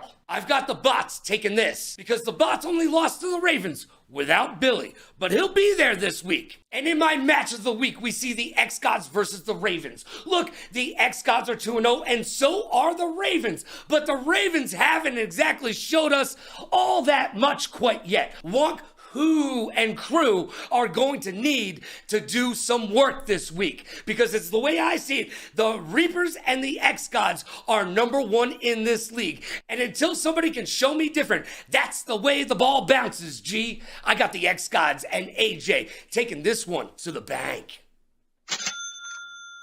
And in our Sunday edition of the UEL, we see the 0-1 Paladins go against the 1-0 Click. Look, from the Paladins camp, I keep hearing they're branding. They're creating a creator team. What does that mean? Get some wins for the love of everything that is good in this league. The name of the game is winning, and you haven't shown the rest of the league that you can do that quite yet. The Click beat the Bandits, but what does that really show in the long run? Well, we're going to find out this week if the Click have what it takes to be at the top of the heap. I see the Click taking this one. All right, let's find out how I did. Most likely to what? Most likely to be tall, dark, handsome, and modest? I already won that battle. And now it's time for 5 questions.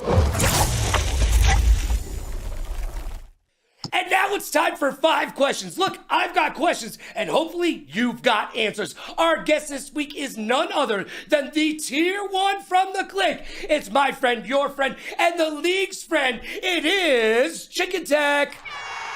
Yo, what's up?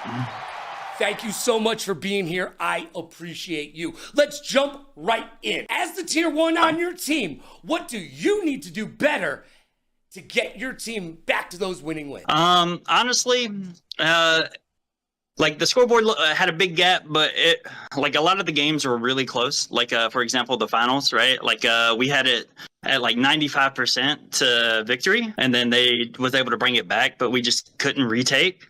And so it's just like little minor things with like a like team synergy type deal stuff with like a little bit of coverage expansion needed. But other than that, like we're coming together. We've all played together at one point or another, but where we've all never played together, so it's like a little finicky, but it's coming together. It's coming together. And you think time will be the telling factor in this, right? The more you guys get the opportunity to practice and play together, this will work itself out with the 80% of the remainder of the season? Yep. By playoffs, I think you're going to see a lot different game when it comes to the Reapers, because it will be us in the finals or the conference finals.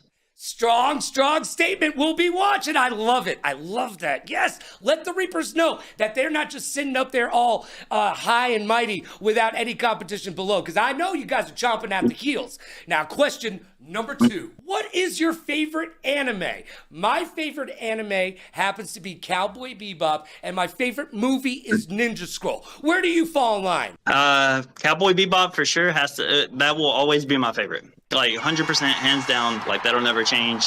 Close second is Naruto. Ooh. My friend Merc Anthony would like to sit down and watch how many thousands of episodes of that? Man, there's too many episodes in anime. You can literally watch some of these for the rest of your life and not finish them. It's absolutely insane. Question number 3.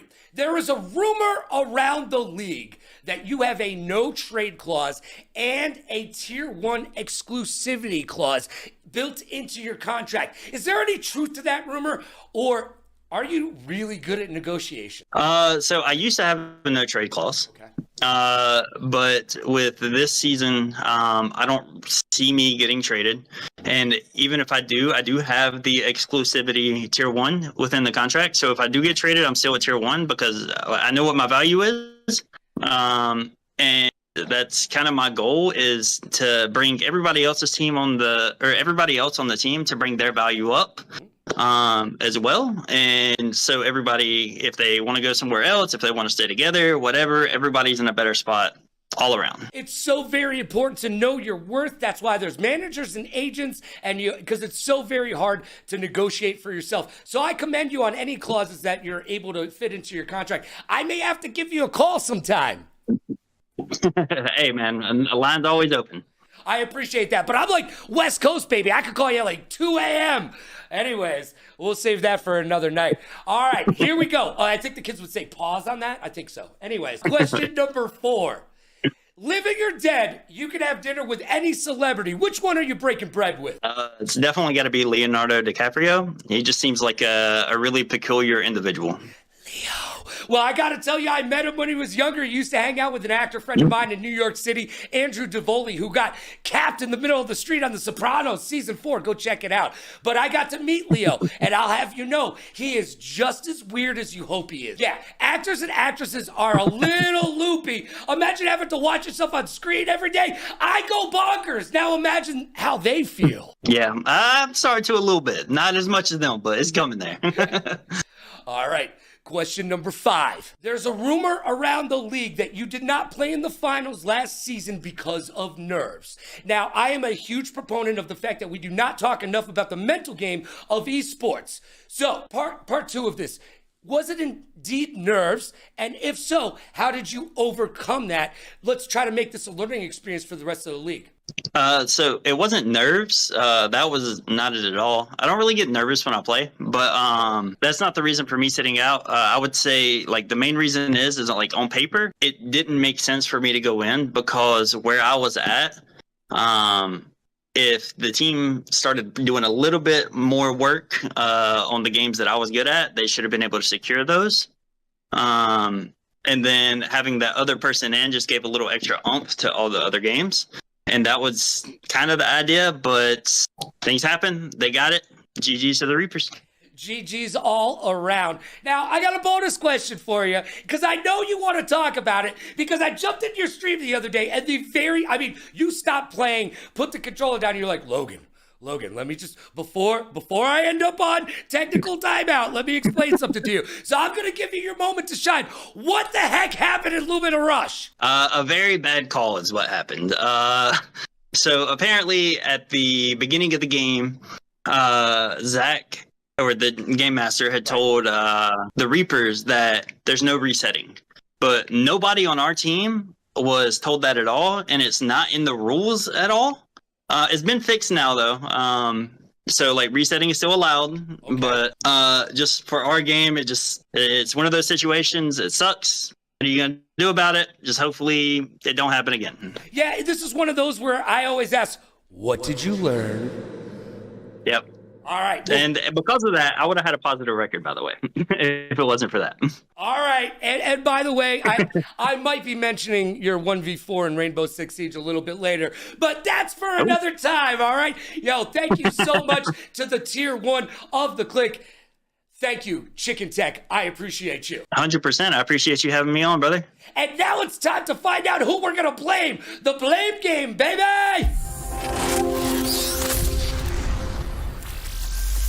And now it's time to play the blame game. That's right, the segment you asked for, and ask and you shall receive. My guest this week is none other than the Shogun's owner. It is Black Diamond, baby!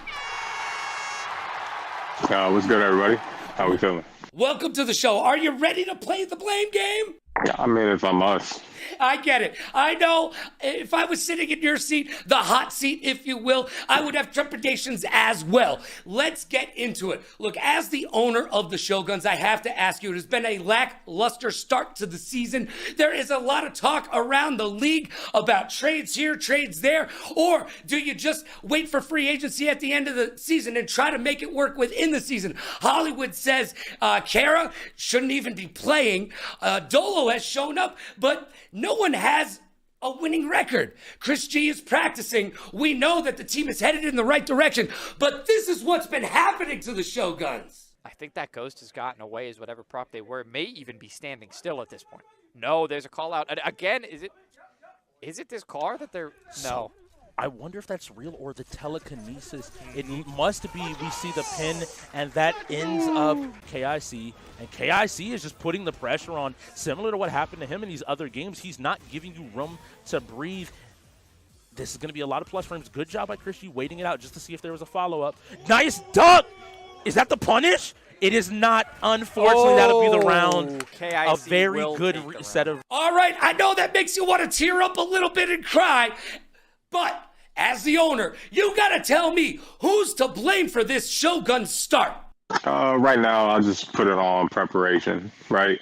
So the team, if you really look at it, as a bunch of new pieces coming together. So I actually don't agree that it's been a lackluster performance, because our first game we went up against half of a championship squad, and the only reason why we lost some of the games was literally because of setups or comms. But you know, you guys don't come here to hear that, more or less. But it's kind of hard for me to place the blame on any one particular thing when I could point to minute things going wrong just from lack of preparation, and then just to show up in week 2 and really give the Ravens a real run for their money. I would just blame it on time. That's it. It's the Shogun's era. It's coming soon. So I really don't care what people around the league say. Yep. That's up to them. I just wait for the results to prove I'm proud of my team. Well, you know what? So, look, we're only 20% into the season. We've got 80% of the season left to go. So, the growing pains that you're having will work themselves out as the team gets to practice, develop chemistry, and get that synergistic collaboration that they need to have to be successful. You think that will just naturally come throughout the season? Absolutely. My team is full of very strong-willed people. Mentally, when I look at it, when I put the team together in the offseason, that was the number one thing I look for, was the mentality. Skill is always going to be there, but what's your actual mentality towards it? And I can say I've got a team full of dogs, even players that haven't played necessarily. So, like I said, the league can say what they want to say. If we got, or I should say, doubters within the league, I don't think everybody's doubting us. But I actually like it this way, because when you come out and put your foot on somebody's neck, it is what it is. Yeah, no one ever sees the underdog coming until they're up there in your face, biting you, Mr. Postman, all day long. But I have to ask you, if you're saying preparation is the main problem, then my other question is coaching have something to do with that? Or is it just sitting down with the team and getting them to the point that they need to be comfortable with each other? No, I don't think it's any of that. I think distance is the problem. We got players that are traveling in. Obviously, Chris G from Vegas. We got two players that are traveling 2 hours south of the venue, give or take. So the time to come into the venue and actually prepare was our first game. Once we knocked out those issues, we showed everybody that we can play.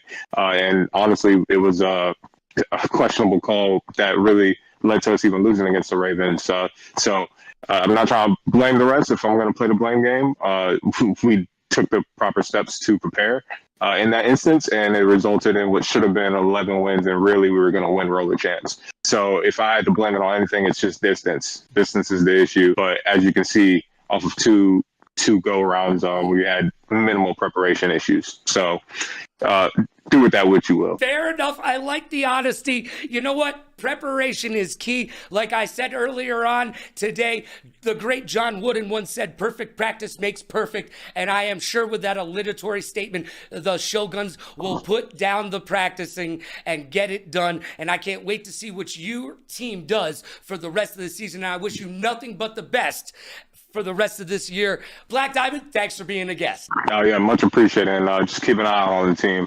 Can't wait to prove those naysayers wrong. And we'll be watching. And now it's time for my hot take.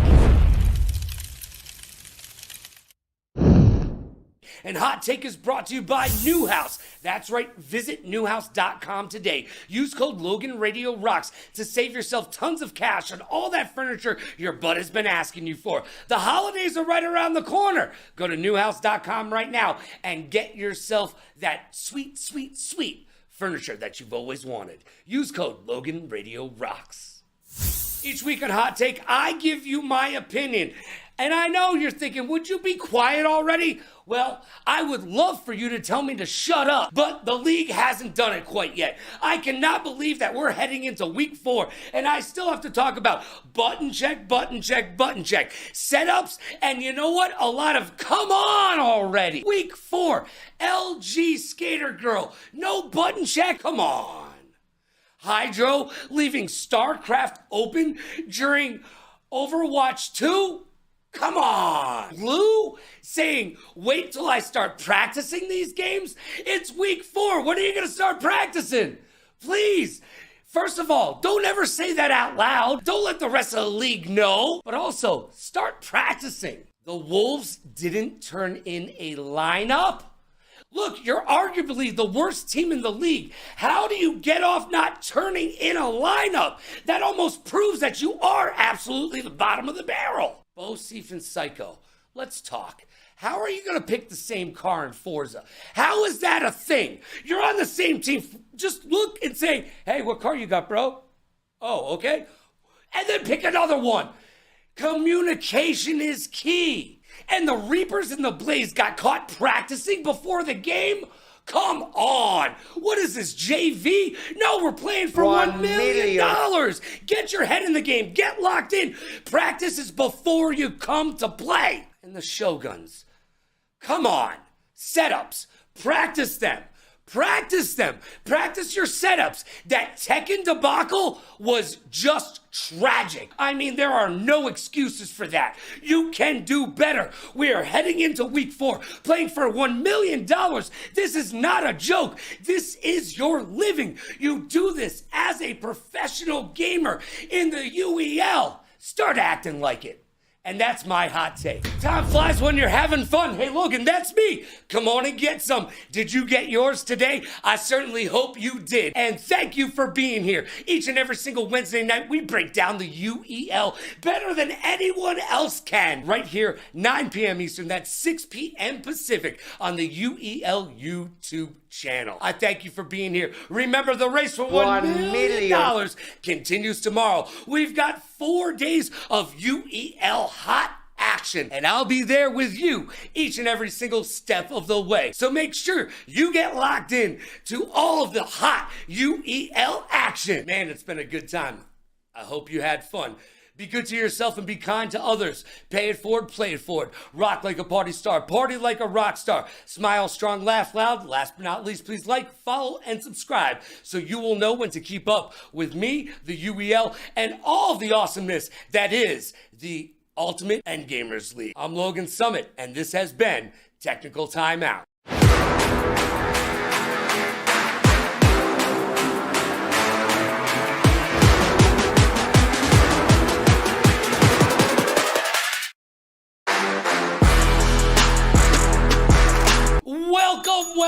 Welcome to another episode of your mom's favorite esports talk show, Technical Timeout, right here on the Ultimate Endgamers League YouTube channel. Each and every single Wednesday night at 6 p.m. Pacific, that is 9 p.m. Eastern. And boy, did we have an amazing week of games. We have moved beyond the blowout meta and into the down and dirty UEL Season 9 action, like a party at Pigpen's house. And like a bad Steven Seagal movie, no one in the UEL is willing to back down, and the competition is rising to the occasion with throat punches and groin kicks for everyone to enjoy. And as a fan of the league, I am enjoying it. Like a kid taking off his training wheels for the first time and bolted down the driveway to freedom and neighborhood supremacy. Ooh, the UEL is rocking the body that rocks the party, so get out your seat and jump around. Heck yeah, throw your hands in the air, wave them like you just don't care. Season 9 is in full effect, and the race for $1 million continues tomorrow. So I've got one question for you, and one question only. Are you ready? Because it's time to break forth the rhythm and the rhyme. It's time to get down like a clown, like Charlie Brown, and turn that frown upside down. And it is time for the UEL to shine. So what do you say we get down to that UEL beatdown?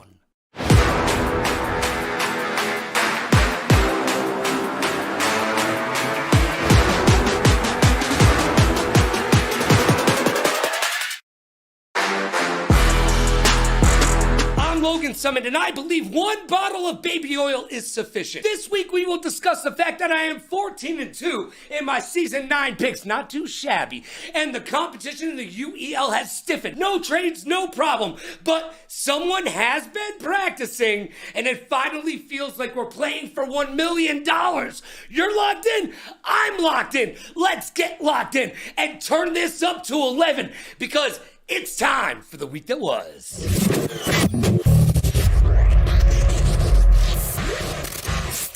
Life moves pretty fast, and if you don't stop and look around, you could miss it. Can you do a kickflip?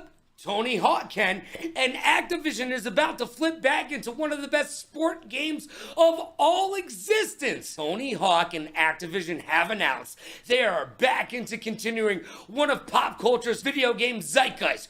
Pro Skater is back, baby! The partnership will continue with another radiation that promises more tricks, spills, and of course a killer soundtrack. By the way, being a content creator these days certainly has its perks.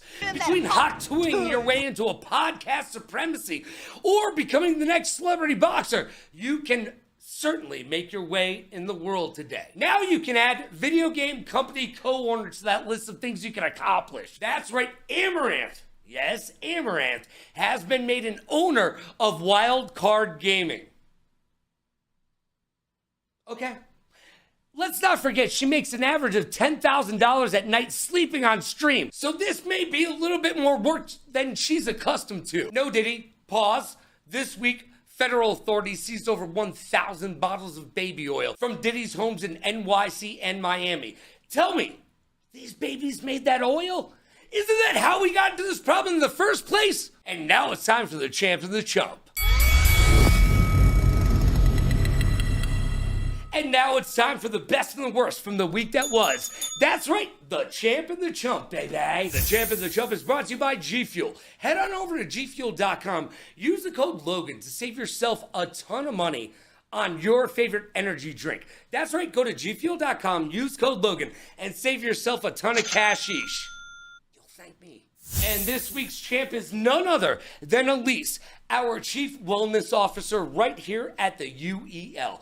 And while she is breaking down glass ceilings, she's also helping us keep our esports mindset intact. That's right, I always say we need more esports mentality conversation. And Elise is helping us get it done right here at the UEL. And again, right, it's the whole thing. It's the game that you're in, but then the environment that you're in and the different personalities. Like, you have to be able to tune it out or be able to feed off of it. Again, depending on what game we're playing, depending on where we are in the game, depending on where we are on the board. It's just a lot of moving parts that become seamlessly together to create this environment. And now it's time for our sad face. Oh, Billy the Goat doesn't live up to his name. He lost to Connor and Tekken. Coming in with the king. Yeah, I mean, Billy's still on that victor, but hopefully Connor might be able to get up to something with that grab. Connor's going to come in here and show Connor what he's got. goes crazy and takes out Billy. Connor was 16-7 on the day, whereas Billy did prove to be a true tier 1 at 8-2. But Billy, I need you to live up to the GOAT moniker, baby! And now it's time we should talk in private, because I've got some issues. And Issues is brought to you by Newer. Go to Newer.com right now and use code Logan to save yourself up to 20% off all your creator needs and wants. It's pro gear at amateur pricing. My entire studio is built from Newer, and yours should be too. First, what a week. Now it feels like we're playing for $1 million. We've had 6 straight games within a 4-point spread, and I am 14-2 in my picks this season. Not too shabby. The Bandits went on an 8-1 run to end the match versus the Cyclones, while the Cyclones forfeited Rainbow Six really late in the game. They couldn't get the setup, and I am sick and tired of talking about setups. It's week 5 already. Bosif continues to carry the team at 19-11, with Jury doing their part at 23-12. Pizza, not quite a man yet, contributing strongly at 19-11, even though his team has been heard saying he is not pulling his weight. Is he going to be made a scapegoat for a trade this season? We'll find out. Lucci at 12-6 may be the most improved player candidate on his team. After tying it up at 7-7, the bots explode with a 5-1 run to beat the Ghost. While Spicy was not hot, 16-7, well below a T1 expectation. And Hydro, a team worse, 13-19. Is Billy in the MVP conversation at 15-5? I think so. Mordecai, 19-10, went 5-0 in fighting games against the Ghost. And the bots won strategy and fighting games a combined 8-1. So we know where they are strong like the bull. Are the X-Gods a shoo-in for the South Conference Championship? They're the last unbeaten team in the conference and the second best team in the league behind your returning champions, the Reapers. X-Gods won shooting and strategy, a combined 8-2. Josh Backwards went 10-2 in the match as a rookie, and KIC at 19-16 is underperforming, has a worse win rate than the team average. While on the flip side of that coin, the X-Gods have 5 players in the top 10 in the league overall records. The other 5, all Reapers. So the question is, who are the Paladins? Are they the team that went 7-14 against the Bandits? Or are they the 13-14 team that played the Click? They look like they could be a playoff team against the Click, but they let the opportunity slip away. And now they have a tough schedule coming up. The Reapers, Ravens, Bots, Ghost, and X-Gods over the next 5 weeks. What's up with TLG? Needs a little bit of TLC at 16-13. And Imperial at 5-15? Ooh, you can do better. Chicken Tech is on par at 18-14. And Carnage, 15-20, only has a winning record in shooters. Needs to be better. Jekyll is leading the team 22-14 with no losing record in any genre and the only champion on the squad. With rookie and Vegas native King Cryptics making their debut with the Paladins this week, will he be the catalyst for winning ways? I certainly hope so. And finally, stop forfeiting Jected Rivals. It's one of the coolest games on the wheel, and I need to see it played out more. Flappy Birds, meets Fall Guys x Twisted Metal. Everything about that spells fun. Also, be a personality in this league. Make us care about your story.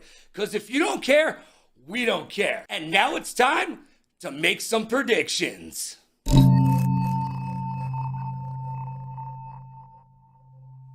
I am currently 14-2 in my predictions, and I'm just saying, if we had gambling in the UEL, you'd be making bank. On the Thursday edition of the UEL, we will see the Blaze take on the Bots. And if this season is telling us anything, I gotta be honest with you, the Blaze might be called the Summits at the end of this year. I got the Bots and Billy taking this one to the bank. We'll see you on January 18th, Hollywood. And on Friday, we've got the 0-3 Cyclones taking on AJ and the X-Gods. And if you are where I'm standing, the X-Gods are the number 2 team in this league, no doubt, right behind the Reapers, your defending champions. So, Cyclones, you got your work cut out for you. Have fun with that. Unless there's a natural disaster, you don't have this. On Saturday, another 0-3 team, the Shoguns, take on the Bandits. And some folks over at Inside the Wheel feel like the Shoguns could see their first win of the season.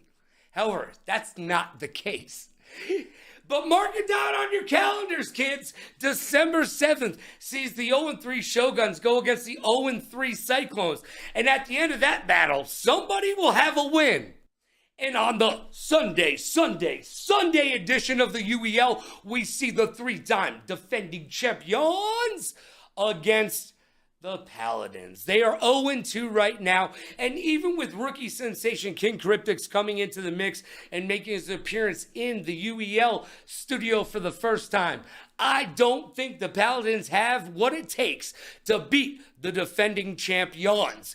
The Reapers still have to show us that they are not the best team in the league. But they are.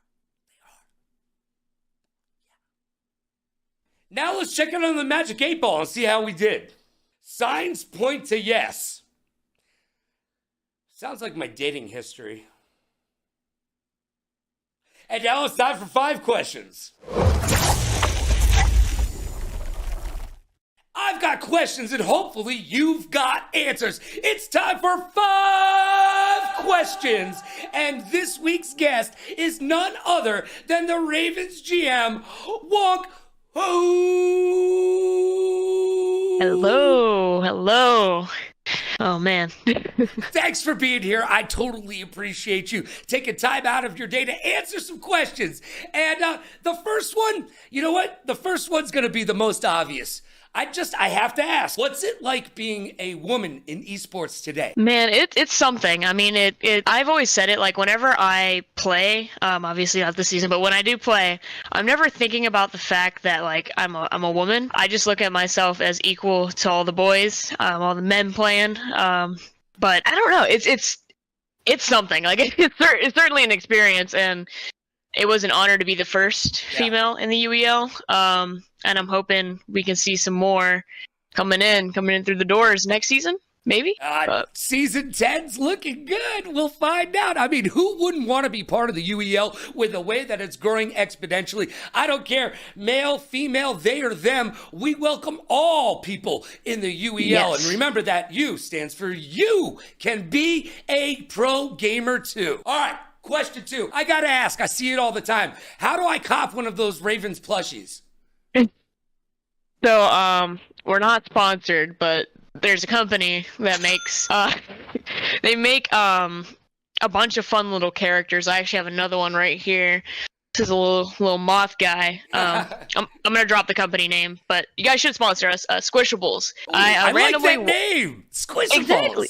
It's great. I randomly walked into Spencer's one day, and he was sitting there, and I was like, "Oh my god, that's literally our logo in a plush!" And funny enough, his name ended up being King Raven, like on the actual tag, and that's what I've always called like the logo. Yeah, it was too perfect, but that was a synergistic moment in the Ravens' history right there. Walked into Spencer's and said, "Oh, I found a Raven." I figured his name would be Edgar. Alan Poe? Anyways. Yeah, no, that would have made sense too. Just saying. All right, I gotta ask you this question. I feel like a lot of us in chat need to know this. What's up with Exile? Oh man, I knew I was gonna get this question, and I've chosen to not speak on it because I don't like to reel myself into the drama. But simply enough, Exile's a good guy. Like, he really is a good guy, and I want him to be able to display the talent he has, and I don't think he's really going to mesh well with us. I think we kind of just already have, like, our starting squad. But, yeah, I mean, if somebody wants him, hit me up. Yo! Because y'all talk about free Exile, and you're not hitting me up. Yo, we're gonna need t-shirts, free Exile.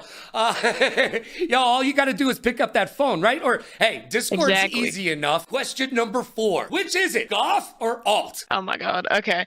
I don't really put myself into a box. Good, I like that. I like that. I've been called UEL's emo queen for the longest, but I'm definitely... Sorry, that was I am Herb giving me a phone call right now. He must have forgot. He wanted to say something, but no, I'm I don't know. I would say I'm more of like a metalhead than anything. Okay. I grew up on it, and it's still definitely just a part of me, but we can go with alternative, I guess, to make it. Favorite metal band, then? What's your favorite metal band? Oh, man. Just give me one. Come on. If you know me, you know I love Motionless in White. You know that's the number one, and then Ghost Kid is probably a close second, but I could go on and on all day about all the bands. Funniest part about that, I don't know either of them. Neither. I've never heard of either of them. My Google is going off right now. I'm like, hold on a second, let me look this up. Does that rhyme with Bieber? Because I don't. Anyways, No. All right. Question number 4. We've moved on to question number 5, and this one I like to ask. Turn the mirror on yourself here. What do you need to do as the Ravens GM to better help your squad prove to be a legacy team and get this season moving in the correct direction? I feel like the biggest thing is accountability. When mistakes are made, they can't just be like swept under the rug and like, oh, it's okay, you know, it's all right. No, it's not okay. And we need to point out those mistakes, work on them, get better, and just win. Like that's what we always say, just win. Which we didn't do in the last game. So. Hey, I'm 14-2, and you were my first loss, by the way. I bet against you. I know. But here's the thing: is I woke up that morning, and the goat Billy texts me, "I'm not gonna be there today." Well, Billy, you should have told me that yesterday. Oh man, Billy, come on. Come on. I want to run it back. Well, you're gonna get a chance to at some point this season, if hopefully. I got a 6th question because I need to know, how'd you get the name? Oh man. So funny enough, I got it while playing Fortnite back in like 2017. And back then I was just a goofy teenager, I guess you could say. But aren't we all? Man, some people would say that. Some people would be like, "No, you're just cringe," and that's okay. That's fine, because I would agree.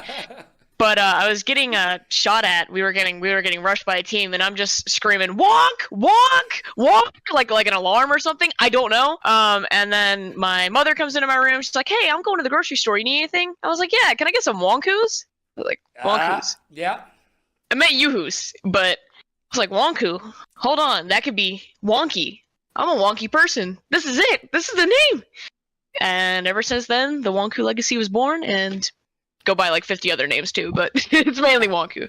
Well, I love the name. It's got personality to it. And I talk about how we need more personalities here in the UEL this week. So thank you for showing up, showing out, and showing everybody what a true personality from the UEL is all about. Let's say it with me. Thank you, Wonk. Thank you all for having me. It was such an honor. That sounded sarcastic. Yeah, it did, but everything I say sounds sarcastic, so I get it. Now it's time for the blame game, baby! And now it's time to find out who we blame this week. Oh, it's going to get down and dirty. And I've got your friend in mind, Mr. Matt Lehman. He is the GM of your Bandits. Matt, thanks for being here today. You bet. Happy to be here. Well, don't say that too quickly. It is the blame game. Look, you asked for it, and asking you shall receive. So here's the deal. I am sick and tired of talking about setup issues and incorrect lineups. This is week 5. We're playing for $1 million. Oh, man, you know what? Just show me the clip. Heading into StarCraft, or rather not heading into StarCraft, because the Bandits are going to hand that one over to the Cyclones. Slow the bleeding, but we actually are going to get a forfeit from the Bandits, surprisingly, just extending that lead. Matt, that's got to tug at your heartstrings. Maybe even make a little tear come to the side of your eye. Now, you cannot blame yourself, but as the GM, who do you blame for this nonsense? I mean, it's tough because I've got my guys doing multiple roles. I'm a GM that's away. I'm not there. So I've got my guys juggling things. One of my guys recommended bringing someone that's not part of the Tier 7 to join. And we didn't really follow up on that. We said no.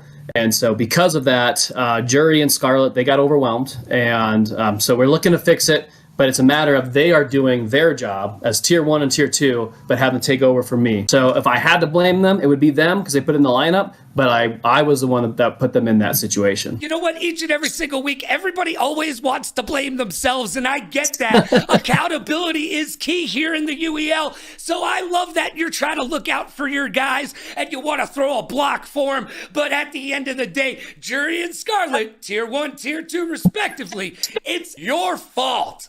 And Matt, thank you so much for being on the blame game. All right. Thanks, Logan. Hey, now it's time for my hot take. And Hot Take is brought to you by Newhouse. Go to newhouse.com right now and use code LoganRadioRocks to save yourself tons of cashish on all the furniture that you want. Trust me, you don't want a gaming chair. You need an office chair. Sit like a boss. You think Bill Gates sits in a gaming chair? Nah, I don't think so. All right, each and every single week on Hot Take, I give you my unfettered opinion, and just to prove to you that it's just a stream of consciousness, I throw on the shades. Now, I've been meaning to tell you about a story for a few weeks. I was walking down the strip, rocking some Vans sneakers, and I heard a group of kids walk by me and snicker to themselves, "Look at that old guy trying to be cool wearing Vans. Look! Vans are 45 years old, so you're welcome. I gave you Vans. The generation before you gave us Uggs, which are short for ugly, and your generation gave us Crocs, which are just a crock of... So you know what? Understand that styles come back and forth, and you need to know those Converse All-Stars you're wearing? Yep. You're welcome for those as well.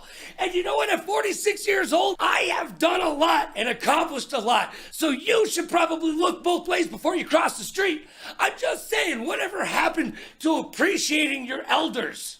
I need respect. And you need to respect the awesome style that I brought forth. Now, I'm sorry for the whole trucker cap thing in the early 2000s. That's on me as well. But Vans, Converse One Stars, you're welcome. And that's my hot take. We did it like this, we did it like that, we did it with a wiffle ball bat. So I'm on the run, the cops got my gun, and right about now, I know you had some fun. Thank you for joining me right here on another great, fun-filled, fact-packed episode of Technical Timeout on the Ultimate Endgamers League YouTube channel. You can catch us each and every single Wednesday night at 6 p.m. Pacific, that's 9 p.m. Eastern. Look, tomorrow, the race for $1 million continues, and the action is just getting bigger, better, badder, and hotter. So tune in, join me and the rest of the team as we bring you all of the UEL action. Be good to yourself and be kind to others. Pay it forward, play it forward. Rock like a party star, party like a rock star. Smile strong, laugh loud, and last but not least, please like, follow, and subscribe so you will know when I will be live once again, giving you the Ultimate Endgamers League inside scoop. I'm Logan Summit, and it's been my pleasure to hang out with you. Take care of yourself, and if you can't be good, be quick.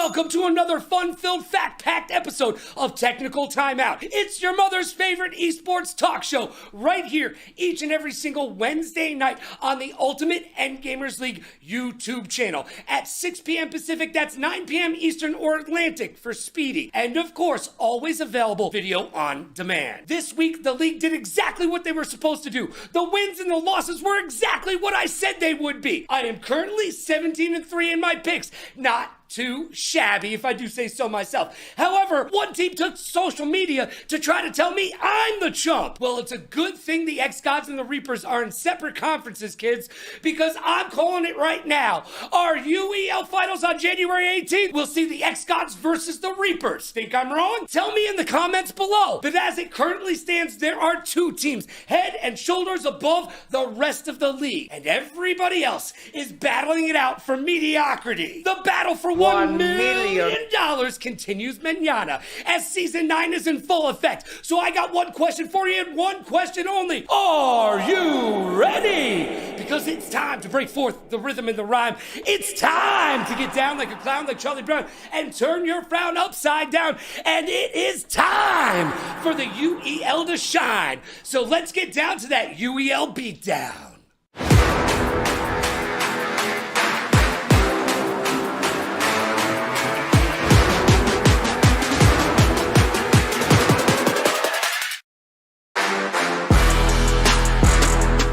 Logan Summit, and I just want to be held. So what do you say we get this show on the road and get locked in? It's time for the week that was.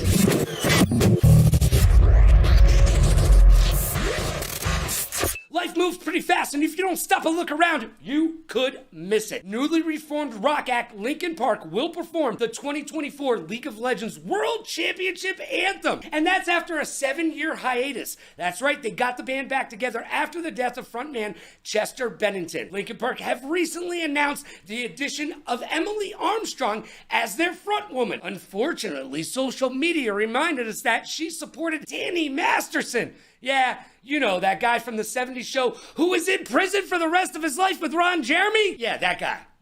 But in the end, it doesn't matter. Mortal Kombat 1 Chaos Reigns, which is a story campaign that offers new additions to the MK1 roster, including Sector, Noob Saibot, and Cyrax. The new campaign was released September 24th, and it also features Ghostface, the T-1000 Terminator, and Conan the Barbarian. Guess what, kids? Get excited, because Animality finishing moves are for everybody. Yeah, get your animal on.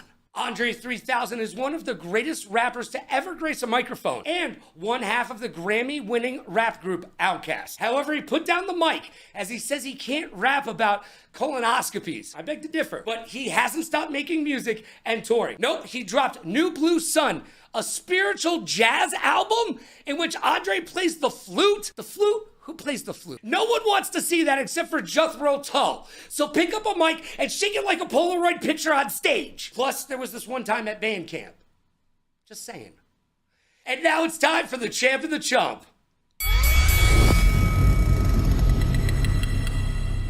And now it's time for the best and the worst from the week that was. It's time for the champ and the chump. Bring me those highlights. The champ and the chump is brought to you by G Fuel. Use code Logan at gfuel.com and save yourself a bunch of money. Remember, don't drink water, fish piss in it. Drink G Fuel. The champ this week is the X-Gods and the Tier 1 AJ and the Tier 2 Nexus, both going 9-1, showing up and showing out in their win against the Cyclones. AJ, not so much, and there you go, almost a perfect reflection of each other. These are two sports Tier 1s. And then Nexus standing up with that 9-1 as well. Same record as his Tier 1. They've gone in for a lot of similar games.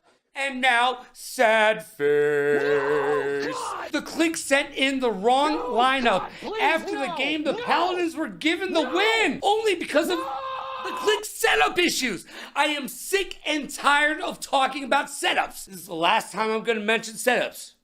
Maybe. Do better. Those guys in these tier positions are in these positions because of the roles they fill. And it looks like we heard a timeout click from the floor right now, so meaning somebody's not able to get to all the perks. And now it's time for issues. And now it's time we talk in private, because I've got some issues. And Issues is brought to you by Newer.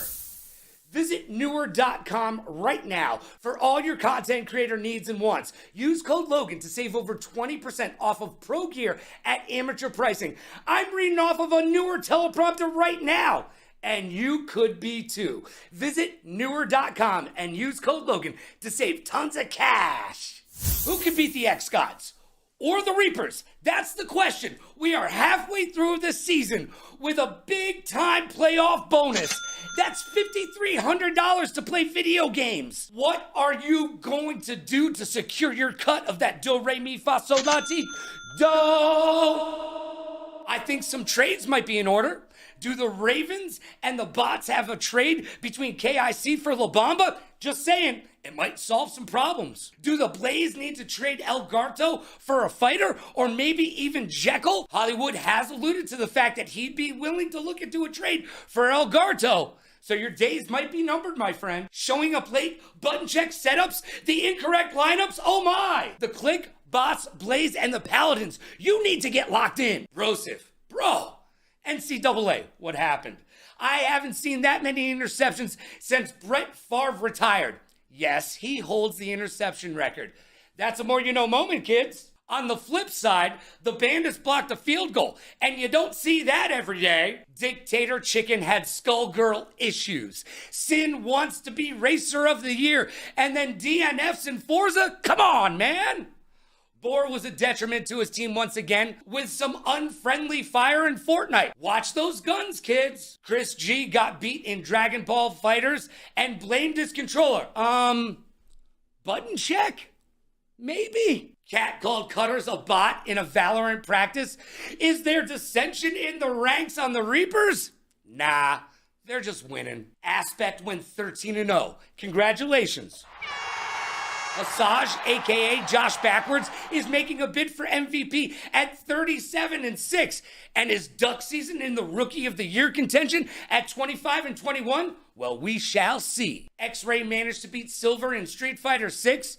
Does anyone still think that was a good trade? And if you were paying attention, the Bots played a new strategy in Ragnarok, and it worked. Changing the meta, Billy. Love it. And finally, let's talk about the Paladins. Michigan FF their way into giving me my third loss of the season. Did I mention I'm 18-3? The Click handed them the win after they had setup issues with an incorrect lineup change. Unfortunately, we taped the show on Sundays and Monday, so last week I regrettably made an error as the Click had what we thought was a win. Bad Click, bad Click. However, both Paladin owners took to social media to call me out. By the way, who talks trash on LinkedIn? I encourage all trash talk, but let's keep it to Twitter where it belongs. And as far as King Cryptix not being in the lineup, well, you lost. So maybe he should have been starting. Furthermore, don't you have better things to do with your time? Like trying to figure out how to get your team a legitimate win? Burn. And now, let's make some predictions. I am currently 17-3 in my predictions, so let's grab the old Magic 8 Ball and see who's gonna get a win this week. By the way, did I mention I went 4-0 last week? Just saying. On the Thursday edition of the UEL, we see the 0-3 Shoguns versus the 1-2 Click. Now, no player on the Shoguns has a winning record. It's true. The Shoguns have lost the last 2 games by a combined 7 points, playing it close, but coaching mistakes like using all 5 timeouts in the first half are butting them in the behind like a dog after a postman. The Click will bounce back and show the Shoguns that showing up on time has its benefits. And on the Friday night game, we will see the 0-2 Wolves versus Billy and the 3-1 Bots. The Bots have sent in the wrong lineup for Ragnarok last week, but it didn't matter in this game. However, when it gets to the playoffs, kids, can you fix those simple errors? That could be the difference between a win against a team like the X-Gods and a loss. Can the Bots stop sending in the bubbles for sporting games? He's played more sports games than any other bot player, and he is 1-7.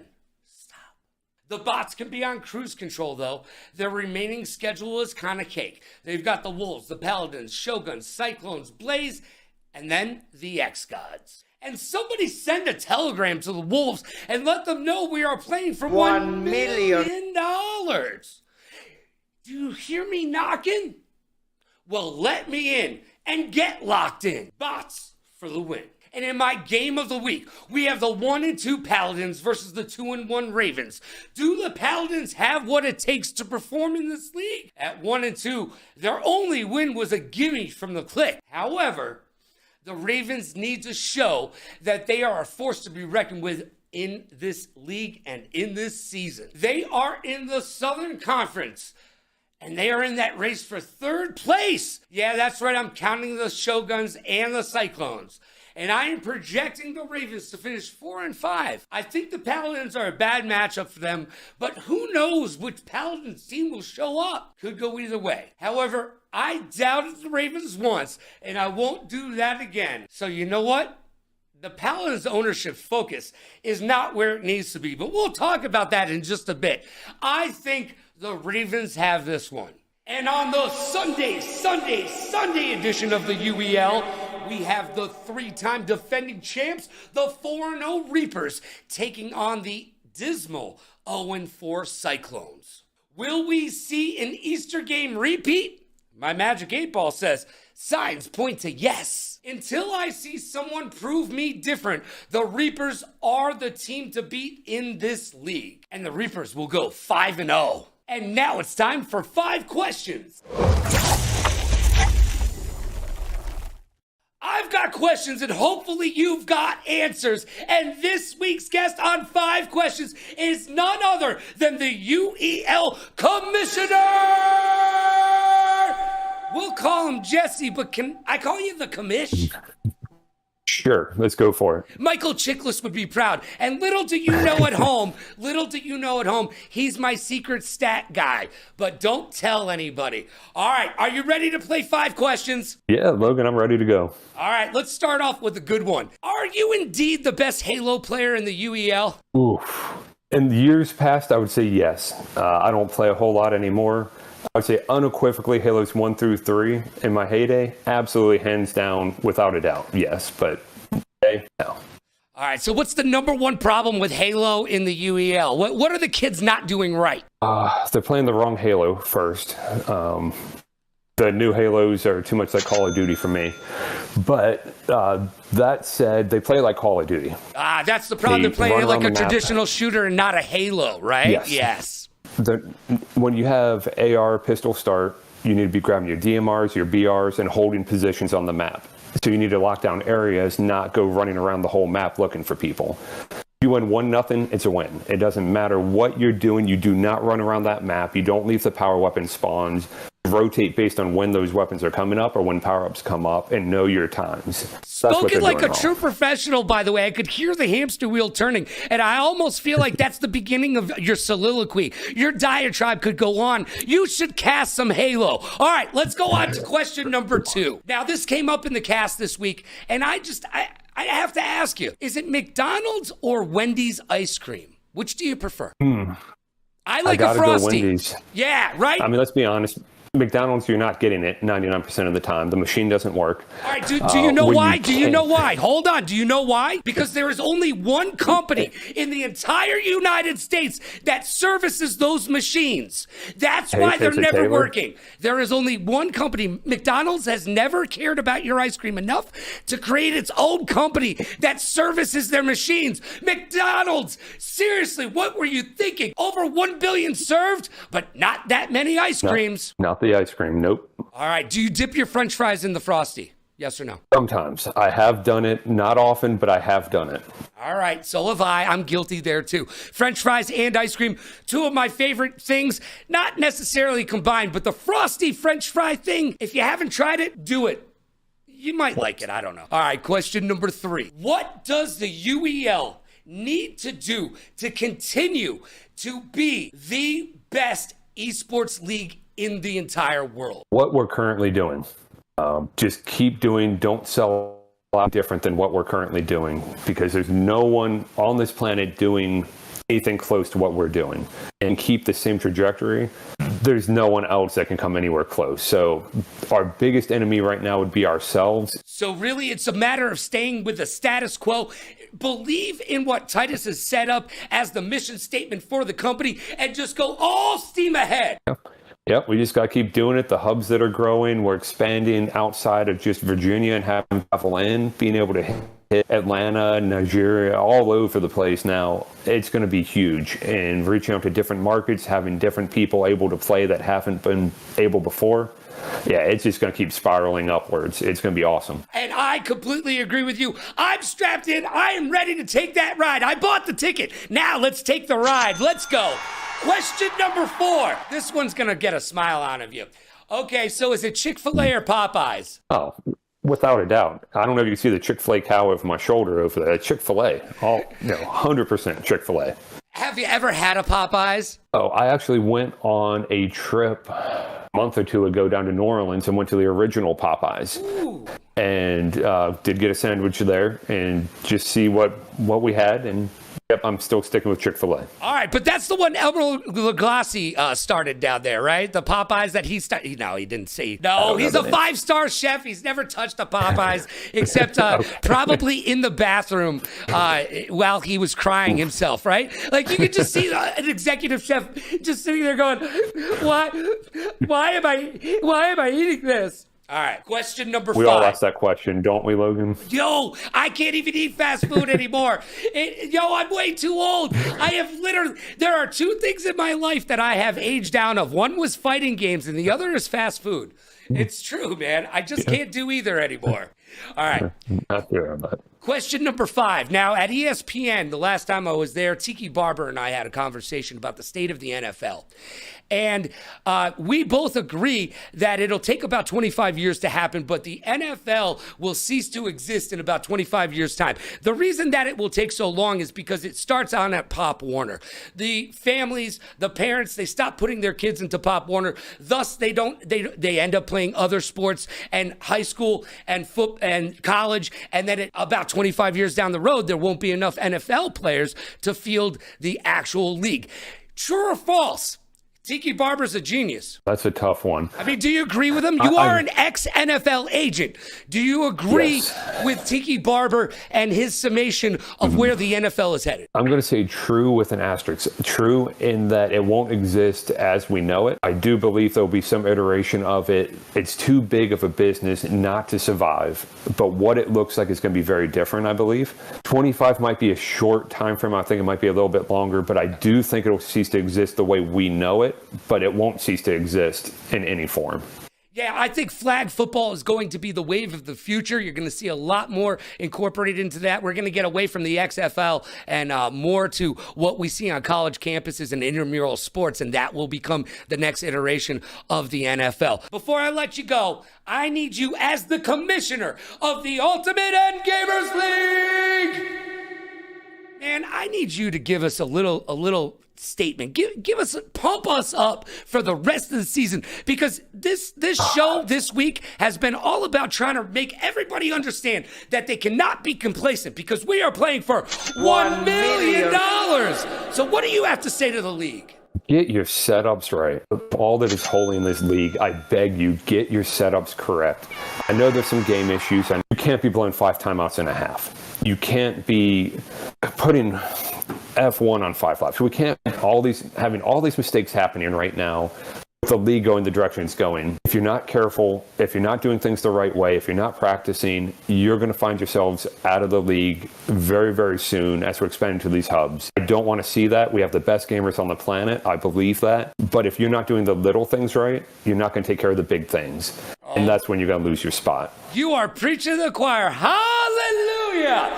Yes, end gamers. Be an end gamer. Know that there's 33 games on that wheel, and you are expected to touch each and every single one of them. Jesse, the commish, thank you for being here. I truly appreciate you. Hey, you're most welcome, Logan. Thank you for having me on. And now it's time for the blame game, baby. And And it's time to play the game that you asked for, and ask and you shall receive. It's time to play the Blame Game. And live from the ATL, we've got the owner, the GM, still, I don't know, we'll find out, and definitely the Tier 1. It is Hollywood from the Blaze, baby! What's going on, Logan? Thanks for having me on here. My second appearance, but first time on the Blame Game, so I'm excited to see what you got for me today. And you are the second person to ever come on twice. No, you're the first person to ever be on twice, so congratulations. You've made it to the Technical Timeout Hall of Fame. Hey, thank you. All right, but don't thank me too quickly. Don't thank me too quickly. All right, now, this week, another tough loss. And at the end of the match, you did something that league officials have told me you've never done before. Let's check out the clip. We also had probably some of the worst calls I've ever seen here at the league today. So we lost so many timeouts. Dude, all right, look, normally on the Blame Game, I don't allow you to blame anybody but yourself. But from where I'm standing, you're the owner, and you need to own up to it. What went wrong? Why are you blaming the officials? Well, yeah, I would blame the official, but also we also didn't play well. So, it was definitely some preparation again. Like, some of my players aren't practicing as much as they should be. We, as players that are vets in this league, we practiced for $0 back then, and now you're getting paid minimally $400 a game, and they're not practicing as much as we were, and it definitely shows. So I would definitely say, like, yeah, the refs, the ref, he definitely trolled us in a heavy amount of games, and I wouldn't say it was biased, but definitely was not in our favor whatsoever that game. And definitely preparation from our rookies. Wow. All right. I got to ask you, though, is it a different view from the bottom looking up? Because when you were with the Reapers, you had nothing but good vibrations for everybody in the league. Is it a little bit different now that you're in charge of the Blaze and you're trying to climb all the way up to the summit? Nah, I'd say it's still the same. I still hold the same standards as I do on the Blaze as I did on the Reapers. I mean, obviously, rookies aren't going to be as good as top 5 players, vets at that in the league, but I'm still holding them to the standard to where they should be by now. So I want to try and, I don't want to baby them. And I want to be like, look, you are doing absolutely bad in this game, and it shows on stage. At home, you do well. On stage, you do not. So I want you to kind of break that shell to where you can play almost the same as you do at home as you do on the stage, because lately we haven't been winning, and if we do win, we won versus Cyclones and it wasn't convincing. So I mean, I'm still the same. You ask anybody on the Reapers, I would yell at them even on a win. Like when Eric was on our team, I mean, it's a El Garto. No one knows his name is Eric. Oh yeah, Garto, my bad. Well, formerly Munch, yeah, he trolled us in so many games before. I yelled at him even when we win the game. Like, I yell at everybody because I know they can do better than they do, and I don't want to hold them to a lower standard than I know they can be at. All right. They can be higher. Speaking of doing better, you've got Lockdown now to help you get locked in, but you're still having setup issues. What are you going to do to prevent this in the future? Because this can't continue, and I know it's got to be making you nuts. Yeah, I mean, I think some of it is just where, like, if me and Garto and Milk are in a game and Lockdown is trying to coach it for us, we have to prepare the rookies to go and set those games up properly. And I think the one game we did mess up on was Lethal League, but it was like both sides weren't, like, the controllers weren't connecting the whole time, and then it was just, it's Blaze setup, it's a timeout. I don't really know the call, but I feel like if both sides are having problems, it's kind of a technical, hold the timeout. But I'm not the ref this season. I don't know 100% the rules and what goes on with stuff. I try and know as much as I can, but... You are an assistant game master as well, though, so you should know the rules. All right, definitive answer. Who is to blame? Is it the officials? Is it you? Is it Lockdown? Who is to blame for the Blaze right now? Yeah, it's definitely not Lockdown. Last game, he did exactly what I asked from him. So Coach, he did perfect last game. I think half our players did well, half our players did not. A big thing I would say, some of it is definitely my fault from the first half at least. I was sending myself in on games to try and make it a 50-50 game, when in reality I don't think we would have won it anyways. But I tried to put myself in to try and win, and that would cost us a loss and me out of rotation, which was bad. But I would say, like, I hate blaming myself because I tell everybody never to. I would say I take accountability on that, but then I do blame the ref, and always got to blame Garto, man.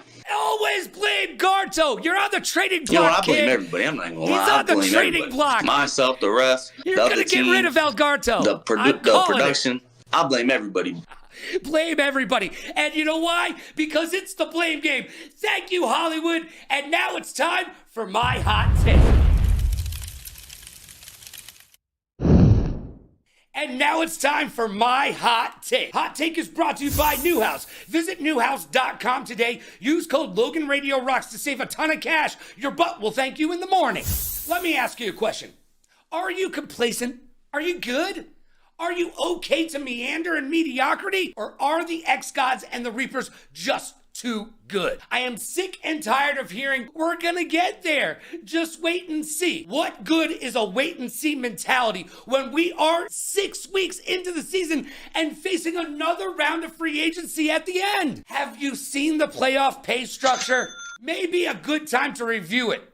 I'm just saying. When is it a good time to make a trade? After you make it to the postseason? Remember, not every team is guaranteed a spot this year. So, what you gonna do? Do you have that Mamba winning mentality? Do you think Kobe woke up in the morning and thought to himself, how can I be average today? No. He woke up each and every single morning, pissed excellence, and then went outside and shot 1,000 free throws before daybreak. And he made sure to lift up his teammates and everyone around him to a higher level. Can you say the same? Look, some teams are better than others. That is just the way competition is. But if you are not actively making your team better each and every single day, ask yourself, why? Do you not like money, fame, and fortune? Then move. Get out the way. Because somewhere, Sparrow is chomping at the bit, singing, put me in, coach. I'm ready to play today. I just need to see some urgency in your steps. Show me the fiber of your fabric. So get locked in and show us that this season hasn't even started yet. Let's make a go of it, because if you don't, it could be too late. And that's my hot take. Wham, bam, thank you, gosh damn, and I don't want any of that spam. And just like that, it's gone. Like my innocence on prom night. Thank you for joining us for another great episode of Technical Timeout right here on the Ultimate Endgamers League YouTube channel. Each and every single Wednesday night at 9 p.m. Eastern, or Atlantic if you're speedy, or 6 p.m. Pacific for those of us who live in beautiful Viva Las Vegas. And we are always available on demand, so you can take us with you. You're going on a long walk? Check out Technical Timeout. You go to the doctor's office? Check out Technical Timeout. You're going to visit your in-laws? Check out Technical Timeout. And I want to hear from you. Let me know how you feel about what I said in the comments below. Do you agree, disagree, or just wish I would go away? So be good to yourself and be kind to others. Pay it forward, play it forward. Rock like a party star, party like a rock star. Smile strong, laugh loud, and last but not least, please like, follow, and subscribe so you'll know when to keep up with us. The UEL is in full effect. Season 9, the race for $1 million continues mañana. I'll see you there.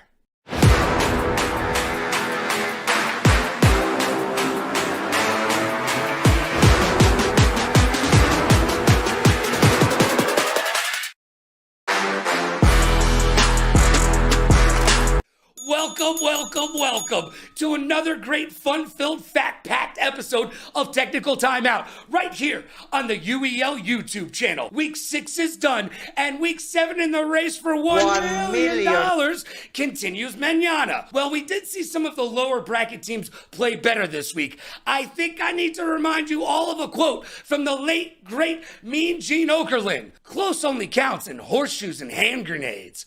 Boom. But there were some movers and shakers this week. Not everyone in the UEL is sailing the seas of mediocrity. Cause this ain't nothing but a G thing, baby. 2 low-def players, so we're crazy. UEL is the label that pays me. Unfadable, so please don't try to fade this. But back to the lecture at hand. I got one question for you, and one question only. Are you ready? Because it's time to break forth the rhythm in the rhyme. It's time to get down like a clown like Charlie Brown and turn that frown upside down. And it is time for the UEL to shine. So what do you say we get down to that UEL beatdown?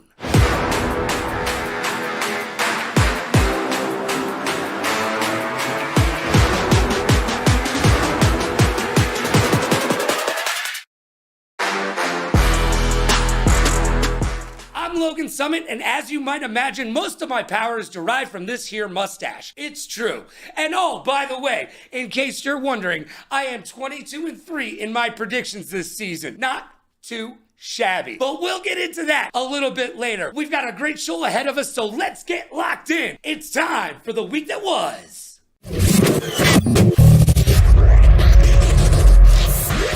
Life moves pretty fast, and if you don't stop and look around, you could miss it. This week, the boss at Tekken asked the chicken boss, Kentucky Fried Chicken, to let the Colonel be an active playable character in the game. I don't know about you, but I'd rather see him in Mortal Kombat, because then you would have some crazy finishing moves, like the Colonel's 11 special herbs and spices. What is his special move gonna be? What does he take off his bolo tie and whips you with it? Finish him! And Blizzard, you know that evil video game empire with Darth Kotick at the helm? Well, they reportedly had a StarCraft, Overwatch, and Diablo adaptation games in the works. But then they decided to sue Netflix. Yep, Netflix stole their CFO, and they have gotten into a costly and lengthy legal battle, which has left those games in the lurch. Aw, did Netflix steal your girlfriend and now you're hurt? Make the games! And finally, the Hawk to a girl, Haley, is back in the news, and this time, not for anything good. She is a certified millionaire, that is true. However, she is now suing the guy who made her famous. Yeah, that's right, the guy who interviewed her on the street. She's suing that dude. He made her famous, and now she's suing him. However, even with her $1 million and Jake Paul's help, she can't get a good lawyer. Because if you look at the law, the person who owns the footage is actually the one holding the camera. Crazy as that may be, but it's true. So that's who she needs to sue. And I get it, she wants the footage. She wants to own the footage that made her famous. But she's suing the wrong person. You can take the girl out of the woods and make her the 4th biggest podcaster in the entire world. But you need to dig up Johnny Cochran. Ask Jack Doherty, because he gives 0 Fs. Or maybe Logan Paul to help. Yeah, remember Japan? And now, it's time for the champ of the chump. And now it's time for the best and the worst from the week that was. Give me those highlights. And the champ of the jump is brought to you by G Fuel. Go to gfuel.com right now and use code Logan to save yourself up to 50% off all of your G Fuel needs and wants. All the cool kids are doing it, and so should you. The champ this week goes to Jekyll. 30-20 on the season, but he showed who had the big brain on Brad in Maelstrom and made sure to secure the win for his team. If someone on his team is counting points, you deny them a bounty, deny them a point, and you ensure that you instead die to the storm. This is what I want to see. Yeah. He makes sure that they don't get any more points along the line. And the chump this week, sad face, is the bots. They used 2 timeouts to fight Billy's limited edition controller. He was making players empty their backpacks. And you know what, the entire time? It was in his own bag, baby. Of course, we have to stop everything to ensure that his limited edition pink control. Notice, it's not just one control. It's a limited edition pink control. La Bamba took Billy's remote. Oh, my goodness. Oh, Billy, so sad. And now it's time for issues. It's time we talk in private because I've got issues. Issues is brought to you by Newer. Visit Newer.com today. Use code Logan to save 20% off pro gear at amateur pricing. That's right, Newer.com has all of your gear to be a true content creator. Visit Newer.com and use code Logan to save big bucks, baby. It's week 7 and we still have some naughty teams out there. Let's start with the Florida Shoguns. They had setup issues. And they were losing their mind when they won their first game, which I would remind you made the score 7-1. Yep, they had just lost 7 in a row. Settle down and know your role. Both the Shoguns and the Clique didn't turn in the correct lineups for Checkmate Showdown. Do better. Even the Reapers had setup issues, but that could just be jet lag from partying in the ATL. Cat went 7-5, not the 10-1 dominant performance he showed after the long flight home from China, but still a winning record nonetheless. Cutters went to Tier 1 this week, and he showed out at 11-2 on the day, showing you that it ain't no thing but a chicken wing. The Reapers got this in the bag. Forget about all the other issues the Cyclones are facing this season. They started NCAA with 2 delay of games, and then had to FFCTR because they were trying to log in under Titus's account, and the boss said no. Well, most likely his son shut you down. How you feel about that? Meanwhile, there was no lack of trash being talked between the winless windbags and your 3-time defending champions. Rookie Intensify said Cutters can't keep up.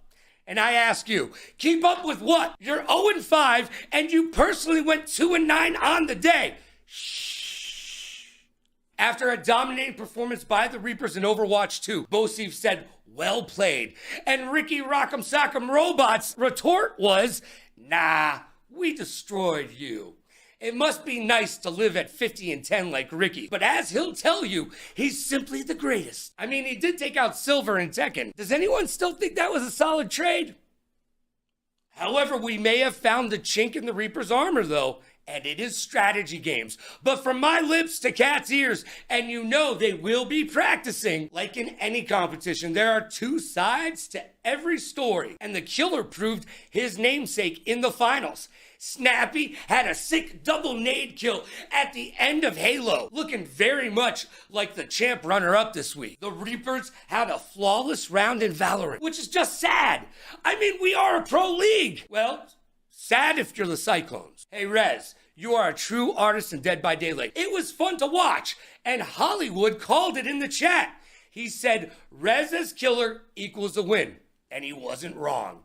Gurrens had a Tekken takeover, and the Paladins have Need for Speed on lock with one of the fastest wins ever. Now, Strix may be having a tough season at 19-24. However, he dominated in Mortal Kombat 1 and had an 8-4 day. Hopefully, that trend will continue. I am Herb, clutched up MK1, showing that when the team needs him, he's got your back. I did love to see the Cyclones taking some caster coaching and using the same skins in Fortnite. Skins equal wins, baby. And oh, Mr. B, don't kill your own team. Thought you got away with it this week, didn't you? I see you. Besides being an MVP contender, Jekyll showed what it means to be a true endgamer by taking Jected rivals by a mile, causing Speedy to invent vernacular. Jekyll is now known as Jectal. The 3rd anarchist stepped out from his coaching position to take the Tier 7 spot on short notice. But did it help? Well, that remains to be seen. And the Ravens need to be asking themselves, should Wonk be playing this season? We talked off camera, and she was surprised that I didn't ask her why she wasn't playing this season. But I told her I suspected that she didn't want to play this season and wanted to let her players figure it out for themselves. But it may be time to dust off the controller and get in the game. And finally, Pizza Man did not play this week because he was sick. And I just wanted to say, get well, Pizza Man. We will see you next week. And now it's time to make some predictions. Now it's time to break out the old Magic 8 Ball and make some predictions. I am currently 22-3 this season. And in our Thursday matchup, we see the 1-3 Paladins facing off against Billy and the 4-1 Bots. The Paladins went perfect in setups last week, so if they can do it, so can you. Look, this is a matchup of strength versus strength. They're both big in fighting, but the Paladins must win for playoff hope, and they will need to fix their issues with shooters to get there. Could the Paladins catch Billy and the Bots sleeping?